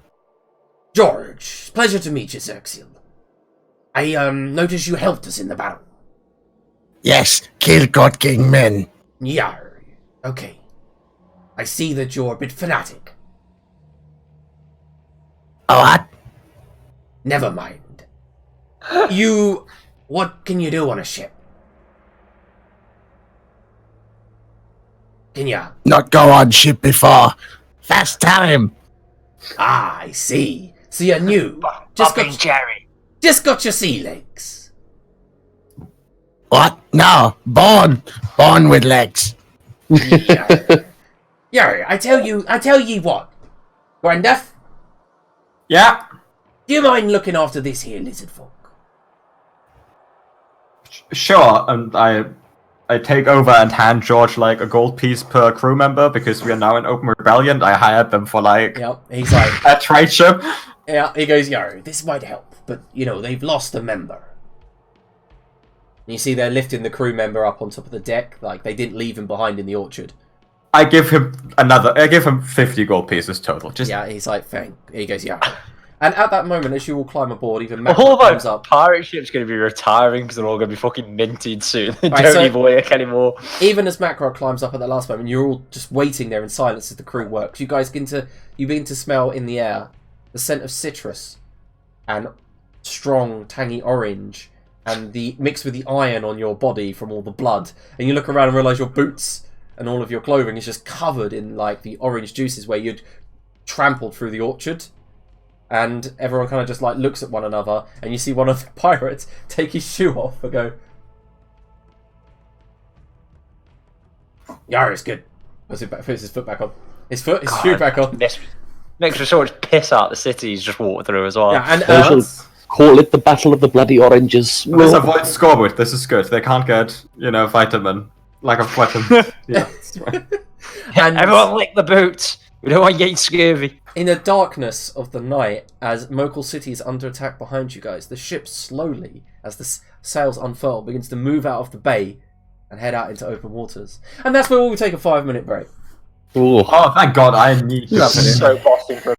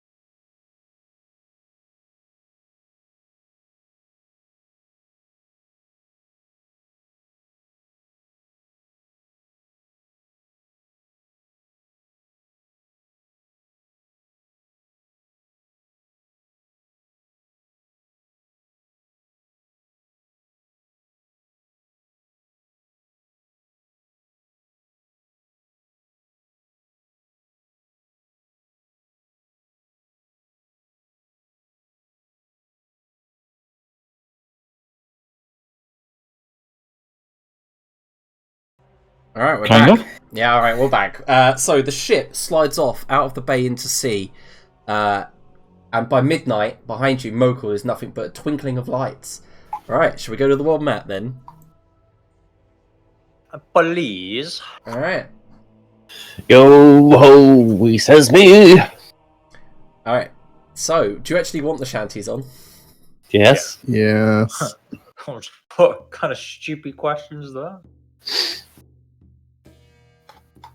I got like loads of them. I don't know which one to put on. Let's go for that one.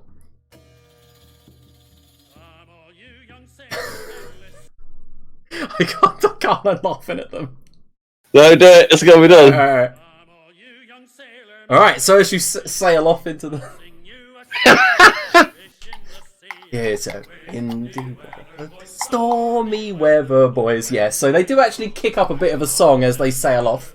However, by midnight they're a bit exhausted, battle tired, and you guys probably get a couple of miles away from Mokhul before George goes, "Yo, let's just settle down." Oh, I'm fucking passed out somewhere way before then. I'll go up to George and like, as we're leaving, like, is there anything you need me to do? No, Macra, just settle down. You'll find, you're right, yeah. You'll find me over there. I'll just go find somewhere to lie down. I saw what you did in the battle. You've inspired the boys. It's a pleasure. I'm looking forward to working with them. Alright, just, anyway, some of the supplies are down below. Go get you and your daughter some dinner and head to bed. Oh, I've not got my sister anymore to look after him. I've actually got to put some active thought into it. I've not got my sister or Grildar's household I love it. staff. I dropped the sister, Mr. Ian. You're like, nah, fuck it. I thought the sister was with the Oracle now, to be fair. That's what I had in my head. Anyway, well, That's what Macro had in his head, anyway. yeah. So, anyone else doing anything? I'm gonna head Just over make sure to the crew is all okay. Obviously. So Gwyneth was told to look after the weird lizard man that has shown up. So she's just standing there looking at him like, what am I gonna do with... Oh, she's probably looking up. He's like tall, isn't he? No, he's very short. He's one of the short lizard folk. He's 3'8". Oh, He's 3'8". Okay, Yep. that would have been an interesting detail to say from my imagination. So he is actually smaller than Gwyneth. Yeah. So you For some are... reason, but for some reason, with the voice that you were giving him, I already had the idea he was like a little kobold, like a little lizard guy. Like, I had that in my head already. By the way, Chester, you said you wanted to do something. Yes, I was just gonna head over to Zaxil. That was what it was. Alright, go ahead. Come on over, good lizard. Oh, Chester Decker. Ah, I do like you. Yes, it's gonna be a good area pact. I wonder what though. It does perplex me as to why you're in our company. Zaxil find ally. You could be ally. You powerful ally. Yes. Cough and splutter. I'm sorry so much. You know, the sea air. Now, you stick with me, good Zaxil, and together we shall have several book deals, I see. Now, obviously we'll work out the details later, but I think it's got a ring to it. Chester and Zaxil, yes, a whole series. I see it coming now. Chester and Zaxil kill God King. That, my friend, would be the one that pays for all. And then we can have a little, perhaps a trilogy. Chester, What? Zaxil, and the God King. Chester, Zaxil, face down, El Diablo. How does that sound? What say you? Why is the dragon the second book? I was here before him. Silence, dwarf. What say you, Zaxil? Yes, kill God King. Then you have yourself an ally, and I'll hand out my hand. Yes, yes. He does a little jump up and down, cheer. Chester, I must have missed it. Why are we in active rebellion now? Ah, that, my friend, you'll have to defer to MacRae. It appears we've been swept up in an intrigue, in a plot, in what might even be considered as a main story arc. Yeah, but why are we in it, Chester? Ah, you see, my good friend, When we entered the city looking for El Diablo, we found ourselves some powerful, deeply powerful friends, and I feel our best bet for taking down the ravenous dragon would indeed be to follow these fine adventurers. And if we make a bit of coin off of the tales on the way in the form of book deals, then that's, for all the better.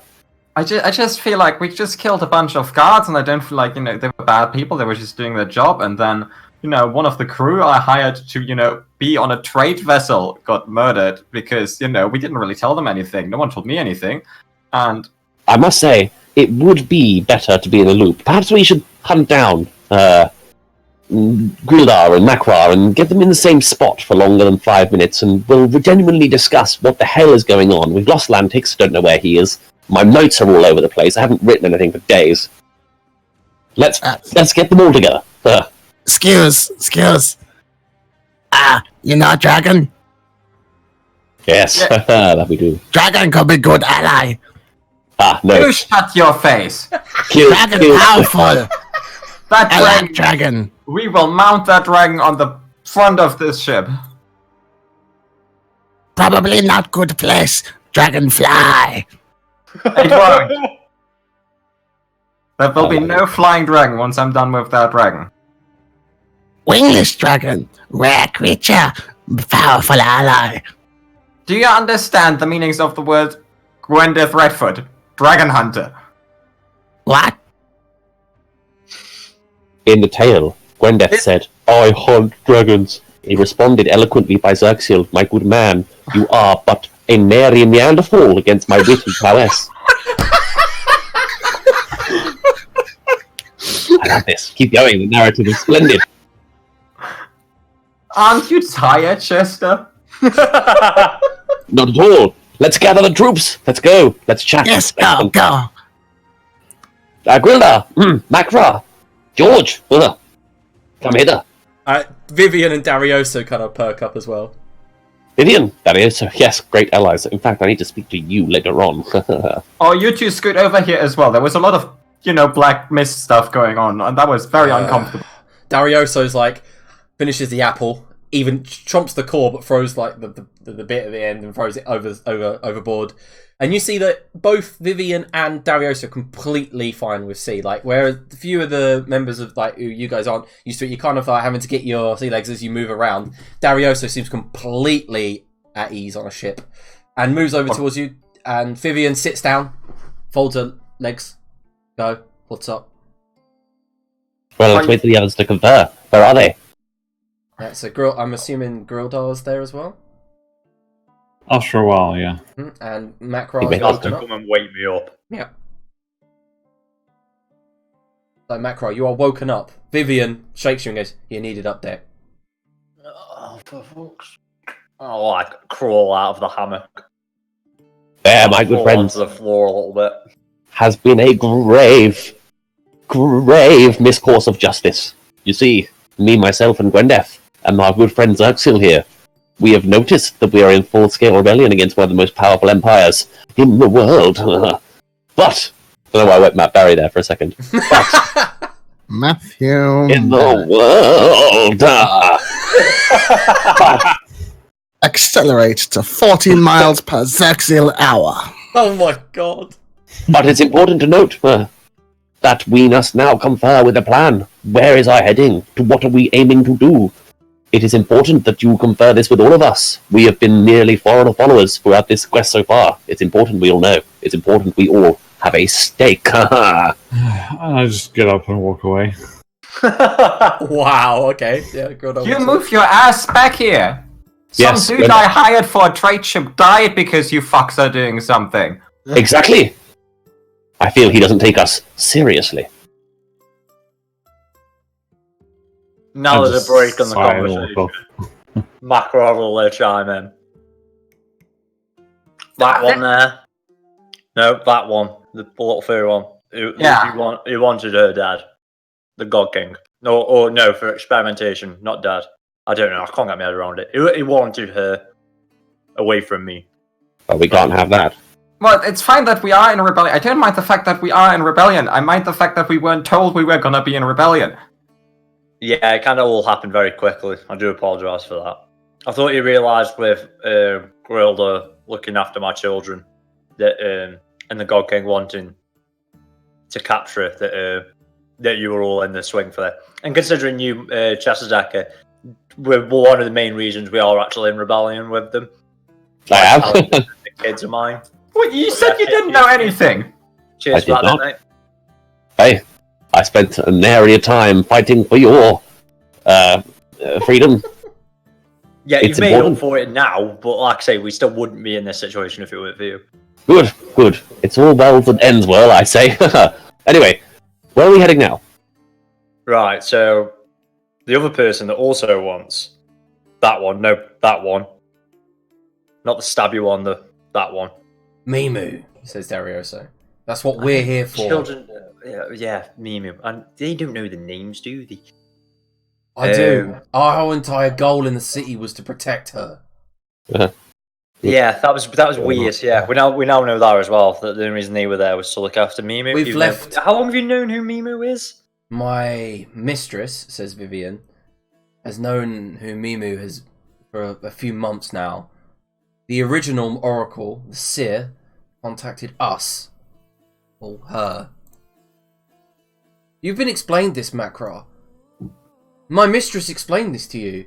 Oh yeah, I know that she knows. I just wanted to know for how long. I didn't If realise the it was- God King got hold of your daughter, he would use her power to win any war that he wanted to wage. That as well, yeah. He was to use and not to kill her. Yeah, he just wanted to take away. That, to be honest, that was the main thing I took away from that conversation, is that he wanted her away from me.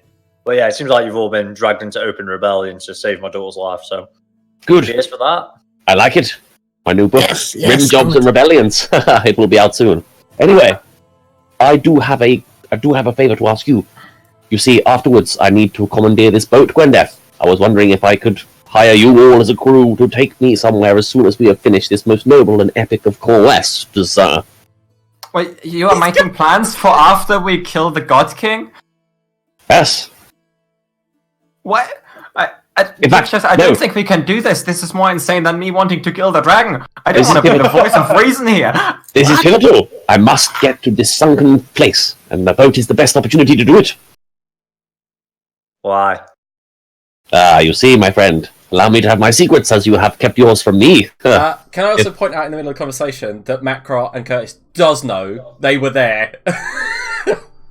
They know. Oh, right. Of course. if Macron Macron's actually does know, forgotten- yeah. I know that. If yeah, I Macron's was going to completely explain to the forgotten, group. then that's I'm going fine. to dob him in. I'm going Continue. to dob him in about 4 minutes, but I just wanted for him to explain it first. Alright, cool. You see. I think in particular. But, of course, Macron, you're aware of my little tete-a-tete. Come on, mate. Fuck me. Jesus Christ. Back a brother up. What?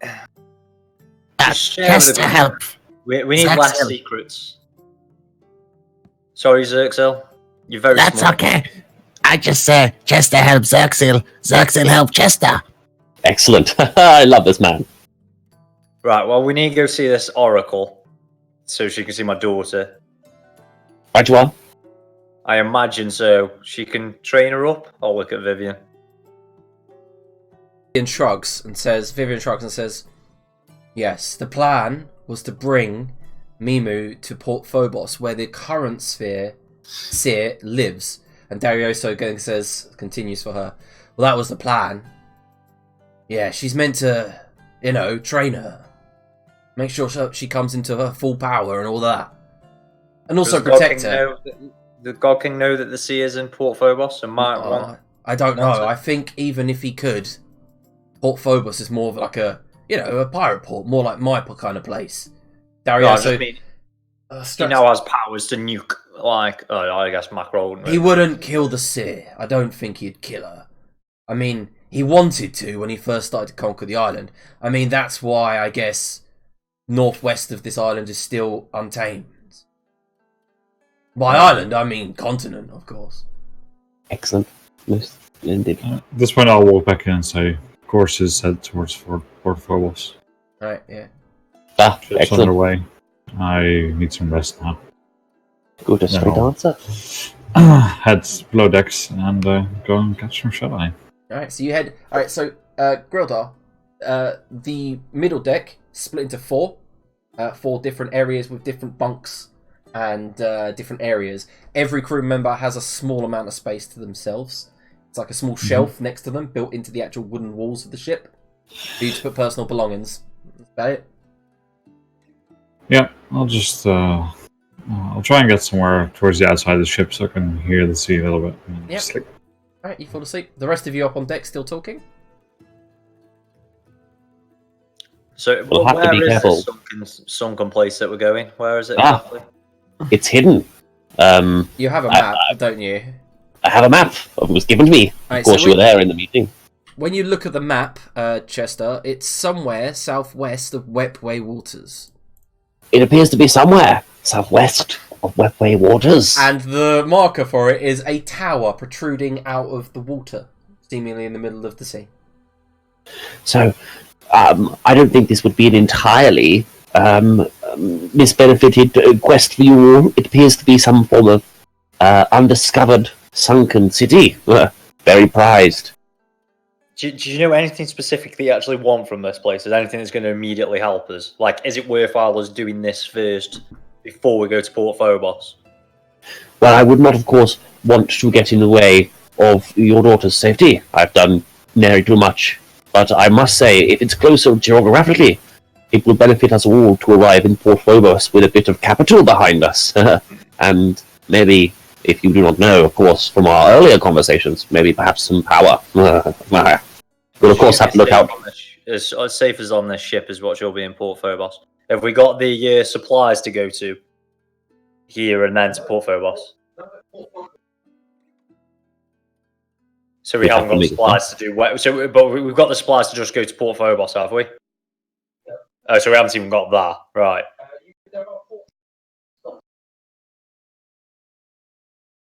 So we are definitely. So we're best taking a direct route to it, then not coasting around the cold sea or anything. Then no, because it seems like there's more port cities going to the east. Yeah, I just mean because there's more ports. It looks like more port cities and stuff going to the east and the west. No, I didn't actually. No, I don't know what I'm saying. That's fucking humongous. All I know is we're going to have to look out for Webway ghosts. Oh, why is this consonant? What is it? What is it oh my god! to? Sorry, I was muted for a second there. Yeah. I didn't get the reference. That's why I wasn't laughing. Sorry, mate. It was a Matt Berry thing. The Webway Ghost. Oh. Yeah, I left myself on mute. What's this comparable to? Widthways? What country am I thinking of? Wepway is in the right here. No, Widthways. What's this island size comparable to? What, comparable to... don't know, I guess... What, in our world? Yeah. Like, give me a country I can I can put my head to this 1,500 kilometres. Oh, I guess... France. Didn't know off the top of your head. I guess I could have googled it. France. It's about the width of France, right? Okay. It's fucking massive. I mean, it's about France. Like from top to bottom is about that, a little bit less. Right. So it's just tall. Yeah. rockets on that. Yeah. The width of France is 962 kilometers. Okay. So France and a half widthways. Yeah, exactly. This is widthwise, it's a bit more. I think it's about the same area. It's fucking massive, then basically. Yeah. So Huge. right. So are we? We're going to have to stop off somewhere before we even get to Port Phobos. Then, but you're saying that we can stay in the wetlands, which is here. Well, there's plenty of small port towns and fishing ports all the way Curtis. around. The Wepway waters are there. The valley lands are there. Valley lands. That's what I meant to say. Sorry. Yeah, the Wepway waters are where the undersea city is. Right. Okay. Yeah. I got that bit. I just said the Valley Lands wrong. I meant to say Valley Lands, but I said something else instead. Yeah. It's all good. So, what? I guess I'm just forwarding all these questions to Waveclear then. What have we got supplies to go to Wet Waters now and then come else? We've got 30 days supply. How long will it take us to get to Wet Waters? About that. And then we haven't got any fucking get any back, have we? I mean, That's in the wrong direction. yeah, he says, we got supplies for Wetway and back.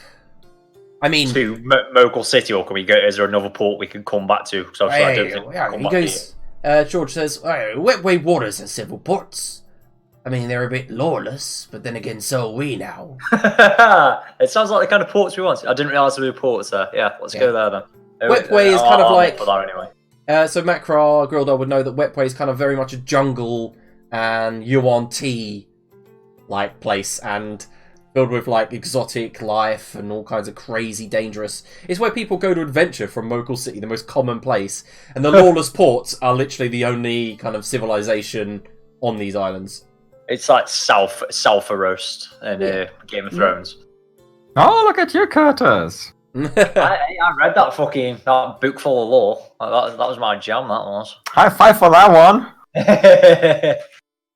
Good book as well. And all of that. All right, so Vivian's that's like, my vote then. Jester, I'm with you then, mate. Vivian says, "Is there anything? Excellent. Can I go to bed, or is there anything you want?" Will you accompany us, fair Vivian? What did you just call me? Fairest Vivian. Will you accompany us? Where to? To Wetway. You've not been listening. Sunken. You can go there, and I will guard Mimu, like I've been told to do. Excellent. Excellent. Splendid. Of course. Chester, why is it that I feel like the longer I stay with all of you, the further I move away from the dragon? You never know. We might accompany the dragon as we go. But I'm literally now a criminal in the one place she is at. Yes, you know, it is unfortunate, but look at it this way. You had an enriched tapestry of life, and your friends are around you when you take down this young dragon. It will be remembered forever. It will be a fond memory. It is not a young dragon. I want to make that very clear. It's the opposite. They will sing tales of you, Gwendeth, and me, more importantly, when we take down this dragon. I don't care what they sing. I just want to kill the dragon, Chester. I know. We did agree at one point that we were going to have to do other stuff rather than just kill the dragon before we could kill the dragon. Yeah, but apparently that other stuff is now kill the God King. Yes, kill God King, not kill Dragon. Dragon ally. Shut it, Zippy. Zaxil. Zippy. We'll Zaxil. kill the dragon before we kill the God King, yeah? That is a promise, yeah? God, that sounds fucking ridiculous. Yeah, killing the God King does sound ridiculous. Vivian says, no, it doesn't sound that bad. Thank you, George. I don't know why you are still here. Why kill Dragon, Chester? Guys, could you please keep it down? I was trying to sleep. Jeez, you're loud. Grilda, I'd forgotten you'd existed for a moment. Yeah, I imagine you forget a lot of things, Chester, that's alright. Join us. Come, we're having a chat. We changed our destination, by the way, Grilda. Yeah, we need to vote. We haven't actually agreed on that. We need a vote. Excellent. Splendid. George sits down and hands you all an ale. He's like, wash down all the filth you're talking. You're the only sane person here, George. Thank you. No problem. I'll chuck it back. Mm-hmm. Right, so me and Chester are up for going for Wetway Waters first. Gwenda? Either option is ridiculous, so I don't care. Just if any other person lies to the crew about what danger they're going in. They work for us. It's occupational hazard. They know what they're going into. No, they thought they were going to go on a trade ship and, have a merry journey, not, go into open rebellion. Pirates from the pirate bar. No more rebellions, and that's the last of it. I'm going to downs her ale and goes on the deck. Union reps were always a pain in the ass. Well, that's a vote either way from the her then. Grilda, what are you thinking? Well, I don't think Wetway is necessarily a bad idea as long as we can gather supplies there to make it from there to somewhere else in Mokhul. Yeah, you reckon we could do that, didn't you, George? Yeah, I mean, from Wetway, we could either head east to the Blue Desert, or we can head west and travel the coastland, avoiding many Mokhul terems and head to Port Phobos. I mean, currently, and he points towards the flag, he goes, we're still flying the Empire colours. And you see the Mokhul yellow and red flag above you, and he's like, turns out they put it on for us. What a lovely pack. I guess as well, an argument in favour of going to Wetway Waters first is that surely... Actually, no, because they're going to have no idea where we're going, are they? I thought they knew that we were going to Port Phobos, but they don't know the sea is there, do they? Never mind, that's a bullshit argument. Now, well, you all know that. Then no one knows that you're going to like find an undersea city. Yeah, no, that's what I mean. Like that. Yeah. Obviously, if we go Wetway, that'd be going completely out the way where they think that we might be going. But I don't know where they think we might be going at the moment. They don't know that we're going to Port Phobos, do they? One of the crew members walks up and goes, Sir, please. And George goes, yeah, and he goes, the young nobleman won't shut up. Shouting, and you guys can hear some muffled downstairs, and hear some jeering and cheering. I'll go in. Very well, let's go. Okay, yeah, we could all just go down to him, I guess. Yeah. And they've so Gwyneth was going downstairs anyway. She's also not there and staring at him. They've tied him up behind his hands are on like one of the rafters, and he's just hanging maybe a foot from the ground. He's like shaking, and he's going, "You need to let me go. This is not the way you treat the noble son. You let me go now." How far off the coast are we? Probably a good 5-6 miles. Oh shit! Ah, no, that's pretty close still. Okay. Yeah, it's swimmable, that is. it's difficult, but it's swimmable. Yeah. You're still going, like as you're speaking, you're still going away from the city. Yeah. I'll ask McCraw to help me. Just grab him by the shoulders and put him up to the deck. He's like, Grildar, you are noble blood. Your family stood there and defended the God King when he came. And now look at you, traitor. I'll spit in his face. What are you doing with the prisoner? Yeah, he's up on the deck, and George goes, he's a good leverage, but we'd have to look after him. Drain on resources. He make good sacrifice. Can we not kill the prisoner? Mubarak then says, what did you say, little dragon? God Kings, man, we sacrifice you. Who is this indigenous piece of shit? The newest Tagalog. We're not killing him. Oh, that's when Mubarak sighs and he goes, you're that tribe. The one with the statue. And there's a smile on his face. Kill him! Kill him! Meanwhile, I'm just going through my my bag of holding and getting all the heavy stuff out that I don't need anymore. Can you roll intimidation with advantage? Sledgehammers in there and that kind of thing. Yeah, roll intimidation with advantage. Yep, and he goes, what are you doing, Gurdar? No, I'll just grab like a cloak and start putting the stuff in there and tying it into a bundle. No, Gurdar, don't do that. That is stupid. You really want to be a murderer? You've already killed so many of the God King's guards. Clearly doesn't matter what I do. Because I've been nothing but loyal, and this is what I get as a reward. I'll spit him again. Your new pet? He points, kind of points his chin towards Zaxil. Goes, he's getting aroused every time we mention death. Zaxil, not pet. I'll just point an angry finger at him. Macro, say something. They're gonna drown the prisoner. What do you plan to do with me? Drowning the prisoner. What are you going to do with me? I mean, I'm tying the bundle to his leg as we speak. No, Gildar, this is not the way to go. This makes for great fiction.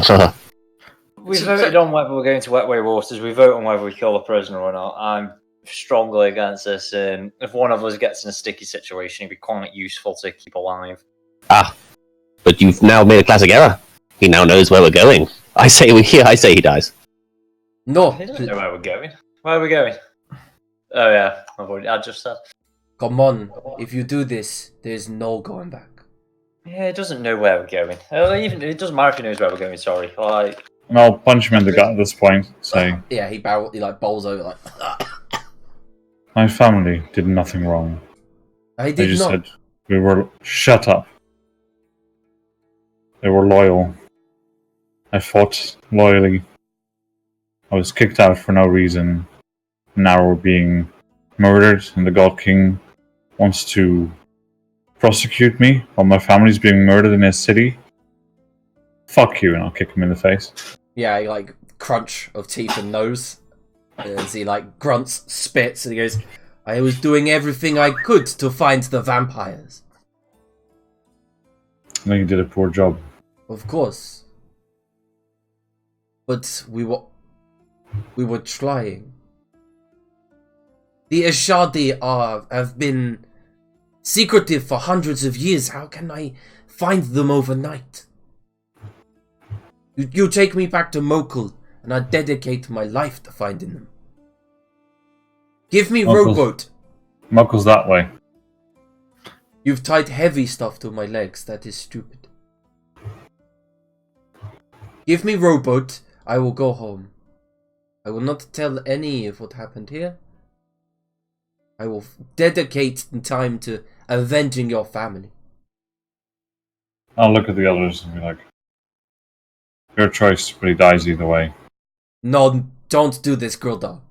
And I'll Please. kick him again to make him shut up. Okay, here. No, look, you killed people that were running away from a fight, which I'm vehemently against. Now you're gonna kill a prisoner. I vote no. This is nonsense. Yes. He doesn't get a vote. He showed up yesterday.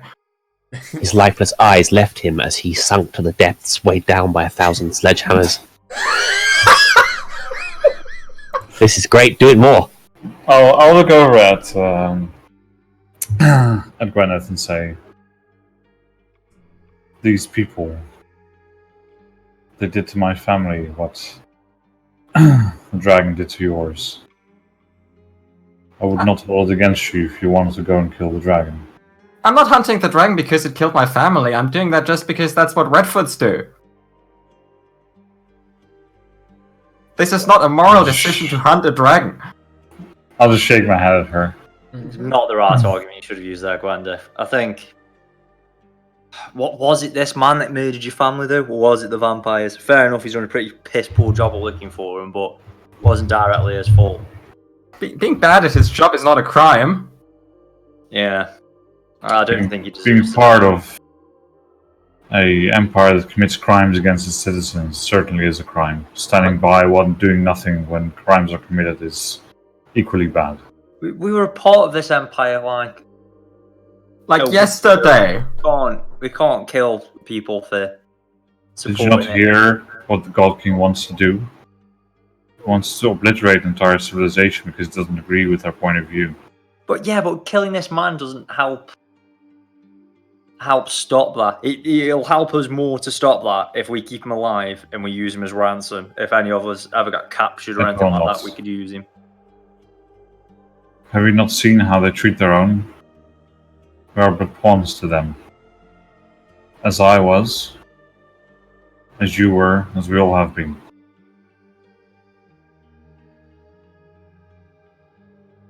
I can't stoop down to their level in kill in cold blood. If you I'm just really gonna want start to, dragging him off to the edge. yeah. No, if you really- please. No, somebody. Stop him, please. I could do anything. I could help you. And Grodal's lifted him over the edge, I'm assuming. Do it. No one's actively stopping me, then he's going over.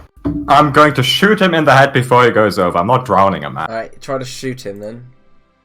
Roll to That's why I said, like out of character, I said he's going to die either way. Like, Yeah. if you want to shoot him instead, that's fine.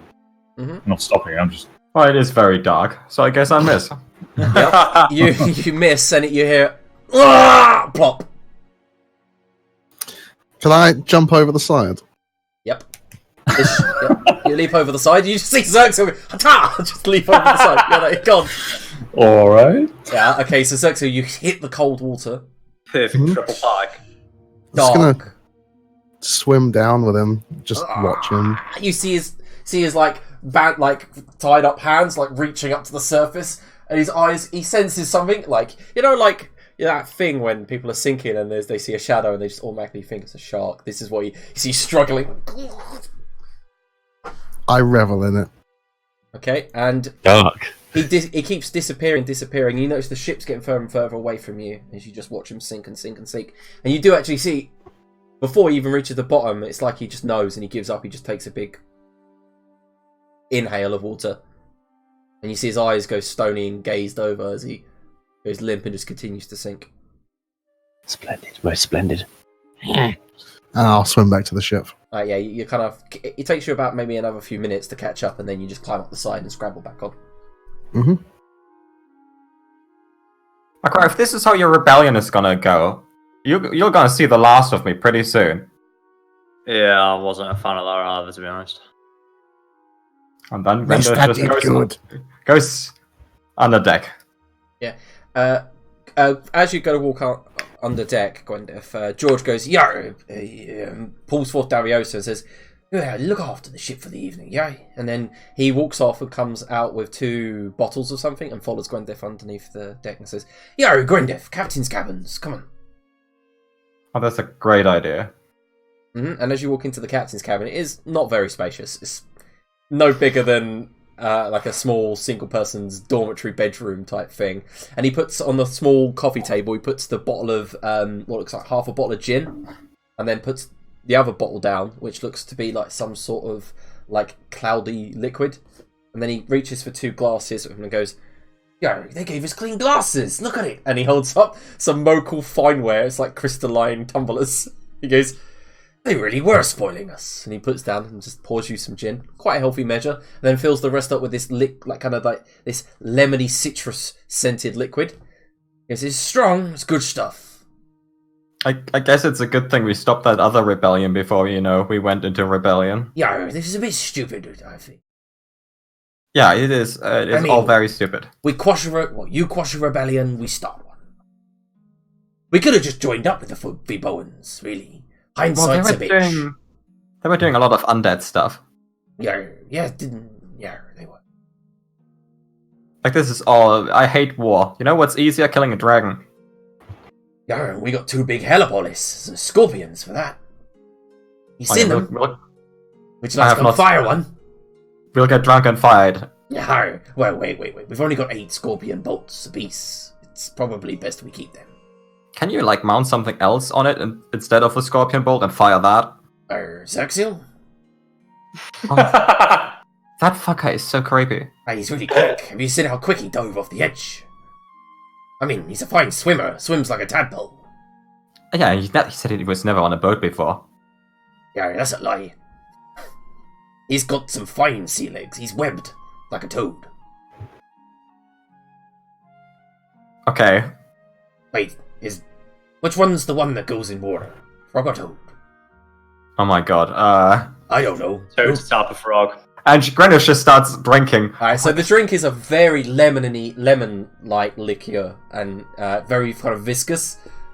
And as you kind of have to chew on it to get it down, and you realise there are thick bits of lemon in it. But the moment it hits your stomach, you're like, whoa, and the warmth just spreads. And he goes, at first it just tastes like alcohol, and he goes, "Yo, they say after the 3rd cup it starts to taste of lemon. Wanna try a 3rd cup?" Greenwich just starts chugging. The second one's a bit easier, goes down smoother, but the 3rd one, you begin to like it. The taste is sweet, you can get the sugars, the vanillas, the lemon flavour. He goes, and after the 3rd one, George goes, "Yo," and just slides off his stool to the ground. Aren't toads and frogs the same? He vomits. Yes. I probably shouldn't have had the 3rd. I feel sick. What even is a frog? I don't know. Isn't that the things with the wings? No, that's dragon. I hunt those. Oh my god, I want to shoot a dragon. Shall we head outside? Greenwich just passes over. Yeah, the both of you fall asleep on the deck. There's like a fucking amazing captain's bed right there, and you both just fall asleep on the deck. Nice. Right, so anyone else doing anything before? Who stood next to me? So is it just Xerxil now still stood next to me? Xerxil, Darioso are still I've got Chester, I imagine, still next to me. Yeah. Everyone's still on deck until you decide to go do what you want. Yeah, we kind of got distracted by the murdering of helpless prisoners. Did we all agree that Lapland was the best place to go? Lapland? Wetway waters? Excellent. Most splendid. Yeah. Yes. I imagine. Well, Gwendif, did you vote both ways? Grildor, what was your opinion on the matter? As long as we can find provisions there, might be good to get out of the way for a while. Yeah, good shot then. All right then. Good. Excellent. I'll tell the crew to navigate that way, but I imagine during night you don't actually do much sailing, do you? You do. You have a night crew. You have a night crew. Oh, right, okay. Yeah, you see that there are Darioso's leading a night crew of about 9 to 10 men. Wet way waterland, lads. Darioso See you says, in the morning. you know, he just goes, no, that's George. Just That is says, George. yeah, I don't know what I'm doing. Not now. Yeah, I know. I'm doing it now. I mean, I was Oh, told. we're not. Oh no, wait, no, we're heading to Phobos. You know what I'm turning around. Yeah. Are you sure? Wet way. Yeah. Grildar gave our head in as Port Phobos. Wet way waters. I mean, I don't want to mess with Grildar. I mean, I already. Oh yeah, I mean, I'll confirm that we're heading to. Wet way it is, and yeah, okay. So the ship turns around overnight. Splendid. And I'll head to bed. All right, so everyone going to bed. Yeah. I'll try and Well, find Chester before going to sleep. All right. I went to deck Xerxil just kind of crawls up on the floor where he is and just lies there. Like a dog. Yeah, Doesn't pretty feel- much. Got the ship Wraps his mascot. tail around himself and just plops down. Oh, he's so cute. So cute and murderous. Just the way I like it. He's like a really vicious cat that you can't. He's like really googly eyes, and you have to. It's his a, he's hair. a chihuahua, basically. That is it. Chihuahua, yeah. 50% tremble, 50% hate. So, Grildar, you said you wanted to talk to Chester. I did, if I can find him alone for a minute. Do I have a cabin? No, you have a bunk. Okay, I come from what I've like started to build my own cabin out of like pieces of wood, and I come to the makeshift door in silk pajamas that have got like a CS or a CD, sorry, just like kind of engraved upon them. One of those little floppy hats and a candle holder. Grilda! Excellent. How are you? Can we talk normally, Chester, for a minute? Yeah, all right then. Fuck me. Come on, in you come. You squish into this little tiny area that he's built with one little bunk in the corner. And Building myself a muse, and I. You see that one of the crewmates, like, his bunk is like right next to it, and Chester's kind of like shoved like wood up against it, and you can see the guy's back of his head where he's sleeping. Dave, I keep fucking telling you, don't cross the line. Dave looks up and he's got like one milky white orb, and he goes, "What?" Yeah, that's right. Go back to sleep, Dave. He kind of looks really confused. Says, "Okay." One eye, half a bunk. Anyway, sorry, Grilda. What do you want? Yeah, I'll lower my voice, Nick. So, what's this favor all about that she needs to go to and do? Do you mean go into the waters? The sunken thing you wanted to go see. Right, well, you see, I've got a little bit of a mission. Someone, quite high up back in my old hometown wants me to go and do a couple of bits and bobs. So I thought, why not kill two birds with one stone? Gets the ship out of dangerous waters for a little bit. You guys get to see some adventuring, maybe some gold. I tell you now, and I tell you this for free, Grildar, that place is going to be swimming in riches. Oh, nice pun. See what I did there?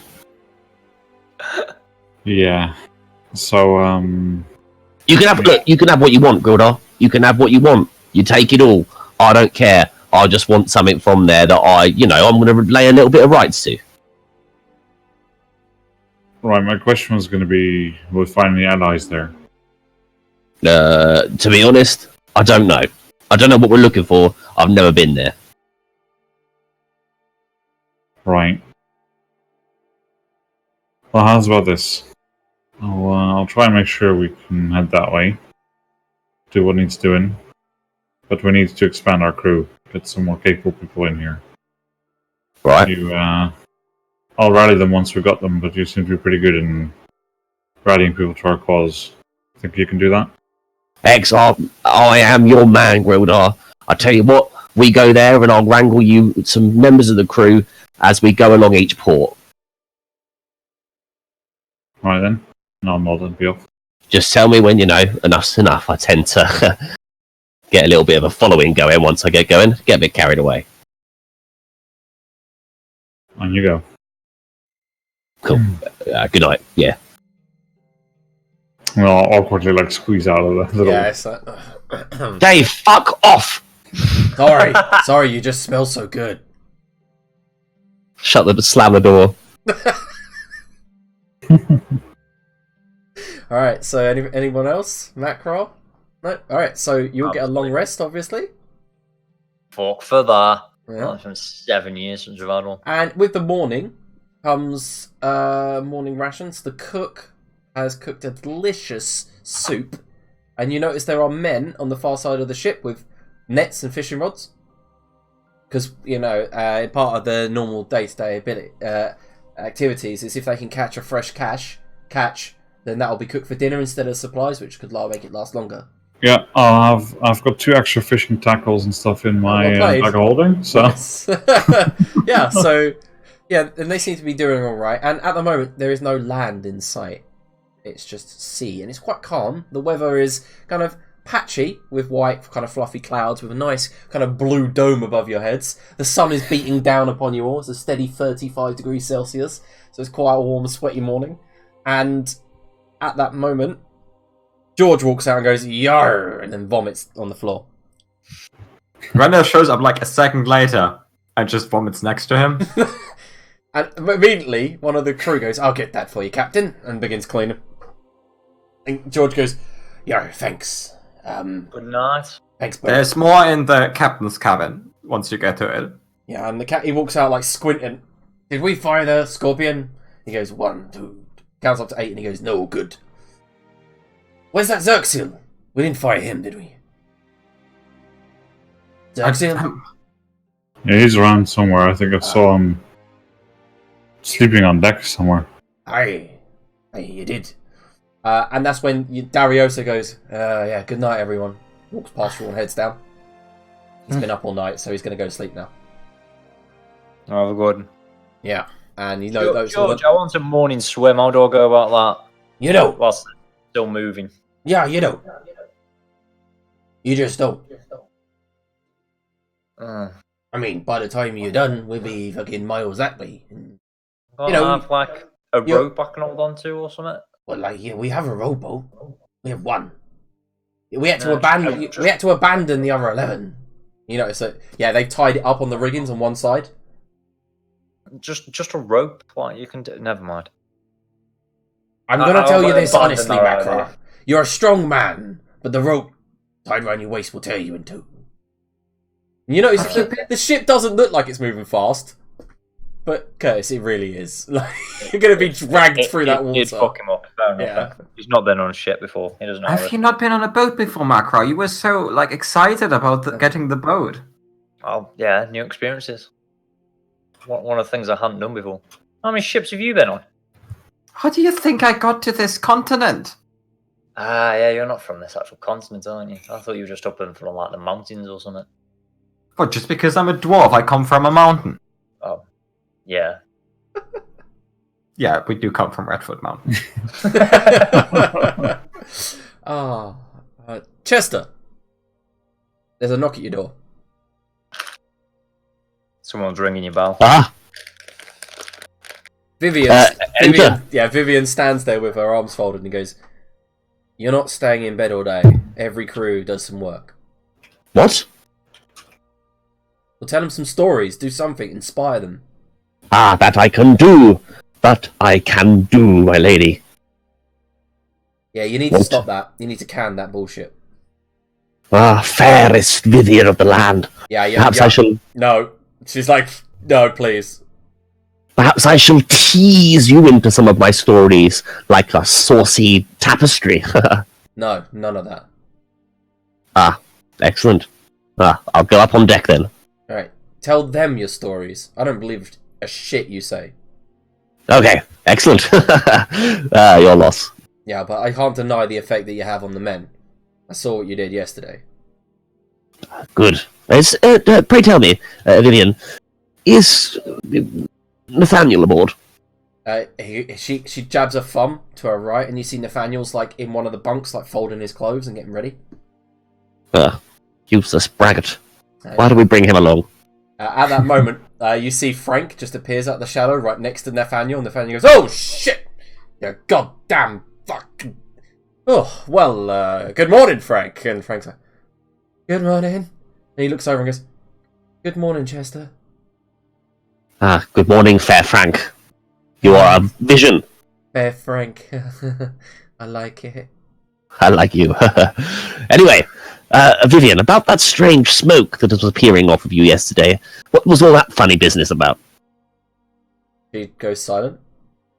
None of your business. It's none of your business. I do like a girl who keeps her mouth shut. But alright, Chester, she punches you. You should have known that was coming. I mean, she gets a gold piece if she asks Gwyneth, won't? Not interested in that shit. But Vivian hits you with the iron punch. Oh man, that sounds dirty in every way. She deals 5 bludgeoning damage to you as she punches you in the face. Bollocks. Yeah. Alright, love. Jesus, I guess I deserve that one. You really do. Anyway, I've gone down to 5 HP. I'm pretty sure that wasn't it. You've had a long rest, remember? None of my business. But of course, if you ever wish to unload your burdens upon me, I am here to talk if you wish. Of course. Wait, but Vivian says, wait. I'm sorry. Sometimes I get angry, but what you said was dickish. Of course. Did you just say you write books, right? Yes, I do, yes. What if I had a story to tell? Would you listen? I would be as rigid as a barn. I do not want you... Wait, what did you just say? Nothing, continue. Even Liam missed it for like 3-5 seconds. Like,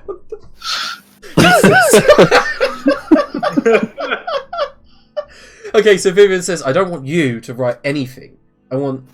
Like, I don't want you to do any... No, I want... She's stuttering and she says, I want you to write down exactly the way I tell you it. I don't want you to add any flair. I don't want you to, like, exaggerate. I just want you to write down what happened to me. So Have I introduced you to the quill flute? Of course, I can write down anything you wish. Tonight, then? Yes, in my cabin. Not in your cabin, above. Very well. I don't want none of these getting weird idea that I'd ever be near anything like you. I shall record it, of course. She sighs, like, as if she's not getting through to you at all. And Nathaniel sidles up next to her and goes, I do believe that you are being a pest, Chester. I do believe that you're being a useless cur, Nathaniel. Be careful not to take a slippery drink on this journey. Wow, I see that you are... You see this crew? He's being very hostile. I was just simply attempting to defend this here maiden. And then Vivian punches him in the face. Excellent. You see that crew? Most men on a border ship would like to avoid scurvy. Yeah. Vivian punches it square in the face. Like, you see that, like, Nathaniel looks at her like, I was only trying to help, milady. And she says, I don't need help! And then just pushes you both to the side and moves up to the deck. I'll take my hat off. Nary you later, lady. Nary you later. Ah! She walks up the stairs. As soon as she's out of earshot, I kind of lean over to Nathaniel. Get the one thing straight here, boy. I don't fucking like you. So if you look in my direction wrong again, I'm going to cut your giblets off while you sleep. Do you hear me? Okay. So as you say that, he stares at you, and I'm about to whisper you something to Chester. I'd love it if he just whispers back in the same accent. Is he, you little shit? I'm going to fuck your day up.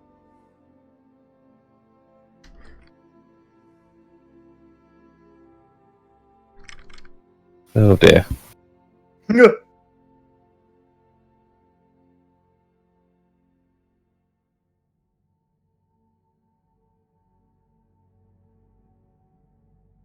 Right, okay. Kind of stare at him for a second. Fuck me. And I'll just walk off. And then he goes, aha, that's what I thought. To the deck, men. I have nary a tale to tell. Alright, so you all head up to deck. Everyone is fully rested, and it's just sea. Sea everywhere. Mm-hmm. I bet you thought sea adventure would be much more exciting. Sailing Hope you really keep fucking us all boring. entertained. That's why I was mutinies and stuff, because people just get so bored out of their brain. No. So, is there anything anyone would like to do on the first day of travel? There is one thing I think is very important. What's that? I am going to put on a one-man performance of Hamlet on the deck. Fuck Not a yeah! very- Not a very good one either. Okay. Alright, you managed to rope in some of the crew. Like, Excellent. They'd love to do it. It's a bit of a mess, but they all have a laugh. And on that night, George decides to get out barrels of gin and ale so that the crew can actually have a bit of a celebration, keep their spirits up. And then he hands out Gwendis coins as part of their first pay. And he says, "Yo, there's promise for more." Xerxil, is there anything you'd like to do during the day? Are you kind of like the ship's, I don't know, mascot, familiar? Like you're running. If you're tiny, you could be anywhere on the ship. You could just imagine him like catching rats. Yes, scurrying around the rigging. He has occasionally jumped off the side of the ship just to grab himself a fish and then come back up and eat it. Yeah. But other than that, he hasn't really done much. Okay, so as you do that, one of the crew members goes, "Hey, Xerxil. And issues you forward. How did you do that?" And you see he's got like a fishing rod and he hasn't caught anything. Hands. Teeth. Just grab fish. What if Eat fish. Do you like shiny stuff? Buttons? Do you like What's this? button? He reaches his pocket and he's got like a few what look like round kind of wooden coins. Xerxil picks one from his hand and like chews on it. Kind of like Takes it out of his mouth and then kind of puts it back in his hand. Not as good as fish. Fish better. What if you bring me fish? I'll give you these. Why? Because we're hungry, Xerxil. You're part of the crew now, mate. You bring us fish, we all have fish. Yes. You know, it's what you do in a crew, innit? Don't want dirty food. No, you bring us fish, you feed us, we do you. We help, we've got your back. We help you kill God King. We do you? Yes. And he just jumps off the side of the ship. Yeah, and then I guess you come back with another fish. Well, stay down there for a while and just swim along with the ship and just grab as much as he can. Yeah, that's at one point. He's very enthusiastic. Yeah, at one point, like Grilda does overhear one of the fishermen go, "Did we kill him?" Like, did we kill him? And then at that moment, Xerxil comes back up with his fish. I checked it out and I can outswim a schooner at cruising speed. Can you?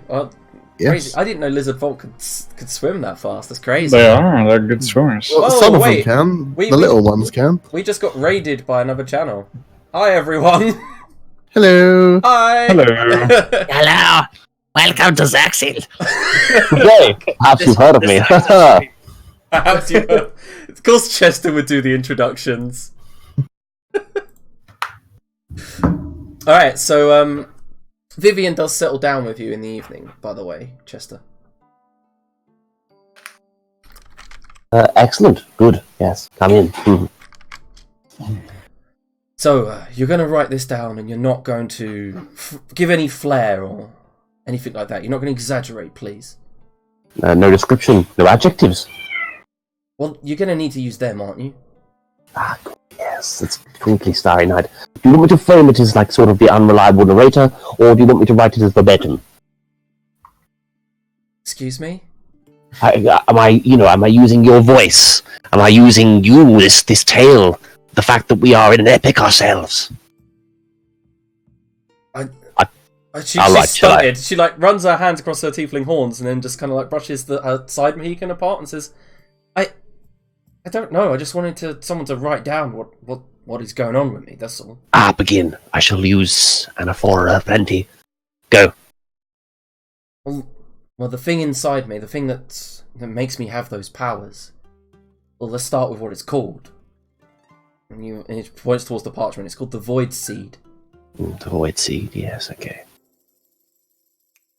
Good. Carry on. This is excellent material. See, my parents fought alongside the original host, and there must always be somebody with it. Otherwise, it always seeks a new host. Interesting. See, Interesting. From where I'm from in Atlantia, the people train for years to be able to be a host of this void seed. And there's only one, you say? Yes, that's why most of them become monks. It's like a discipline thing. Excellent. Yes. You understand? And I do. Yes. So if you I'm see... actually. I just realised I haven't got the camera on. I am literally writing out with my hand with an air pen. As I've been doing it for the last 2 minutes. Sorry, Liam. No, it's okay. You don't have to show your camera, of course, if you don't want to show it. But she says, but the problem is, I was never meant to have the thing. I kind of stole it. And Darioso is here in case I lose control. The plot thickens. Yes? Who did you steal it from, pray tell? These details are important. Well, my parents had a friend called Brotherly Mantis. He was the original host. And when he died, I inherited it, or stole it. And he was the first, you say? I think he was, anyway. I believe my parents' old captain, Captain Raventhorn, was attempting to steal it and use it. And then that went all tits up. Do you mind if I change the word tits up? Oh, yeah, of course, yeah. Excellent. Doesn't play well with younger audiences. Yeah, probably not best to curse, no? No. Anyway, yeah, that's why Darioso is here. See, the Void Seed, if you can channel its power, but if you channel too much of it, you become very powerful but die after. The only problem is when a host dies, it travels to the nearest person and attempts to take them. So it's in everyone's best interest to keep me alive, so that it doesn't leave. Good, I shall spread the word. Yes, of course, yes. Darioso is here to put me down with that sword if I ever go full void. And what would it take for you to go full void, exactly? I'd only do it if we were in dire trouble and you needed the power. It's the choice. I basically become godlike for a minute or so, and then I die. You what now? Explain godlike, please. You know, super fast, hit things really hard. I've never really done it. Sorry, Chester looks genuinely disappointed for a second. Okay, very well. Yes. Oh, yeah, okay, yeah. Okay, excellent. Well, anyway, I believe I've got everything, if that's all you wanted to tell me. But now, how about we do this night after night until the full story's done? Yes, that sounds excellent. Good. I'll leave pages in this here notebook. Would you care to keep it until we begin scribing again, or would you entrust it to me, fair maiden? I'll entrust it to you, and then she does something you guys have you've never seen, Chester. She reaches for the gauntlet, presses a few of the buttons up in the middle, and you hear some hissing, some steam issues fall from it, and it falls away, revealing kind of like a paler hand than the rest, where the rest of her is kind of slightly tanned. By the gods! And then she goes to shake your hand. I'll very tentatively take it. It's been a while since I've had a genuine gesture of courtesy from the people around me. Thank you. Thank you. Just between me and you, you're funnier than Nathaniel. Excellent. Splendid. Do me a favour and tell him that every now and again. No, I don't want to demoralise the poor man. Yes, well, genuinely worried for a second, yeah. Mm-hmm. Excellent. Good day, fair maiden. I must adieu and ponder. And at that moment, you'll hear some commotion, all of you on deck, like massive amounts of commotion down below. You hear, oh, bloody murder! Bloody murder! Loads of people are shouting different things. Get down here! And George looks around and then runs down. Deck. Tee-hee-hee! And Nathaniel's already at the scene and he's like, oh my, look what's happening. And as you walk down, everyone? I say, so the crew part slightly, and laying on the cargo hold down near the staircase, there is one of the crew members with a dagger in his heart.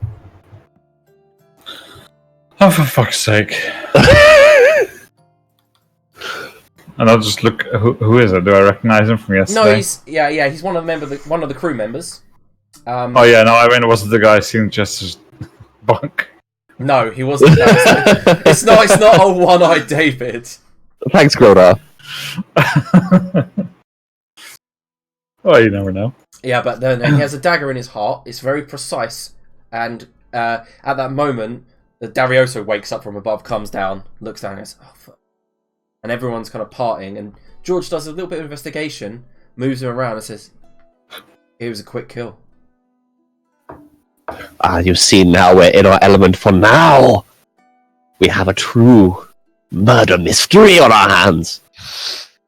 And that's where we'll end today's session.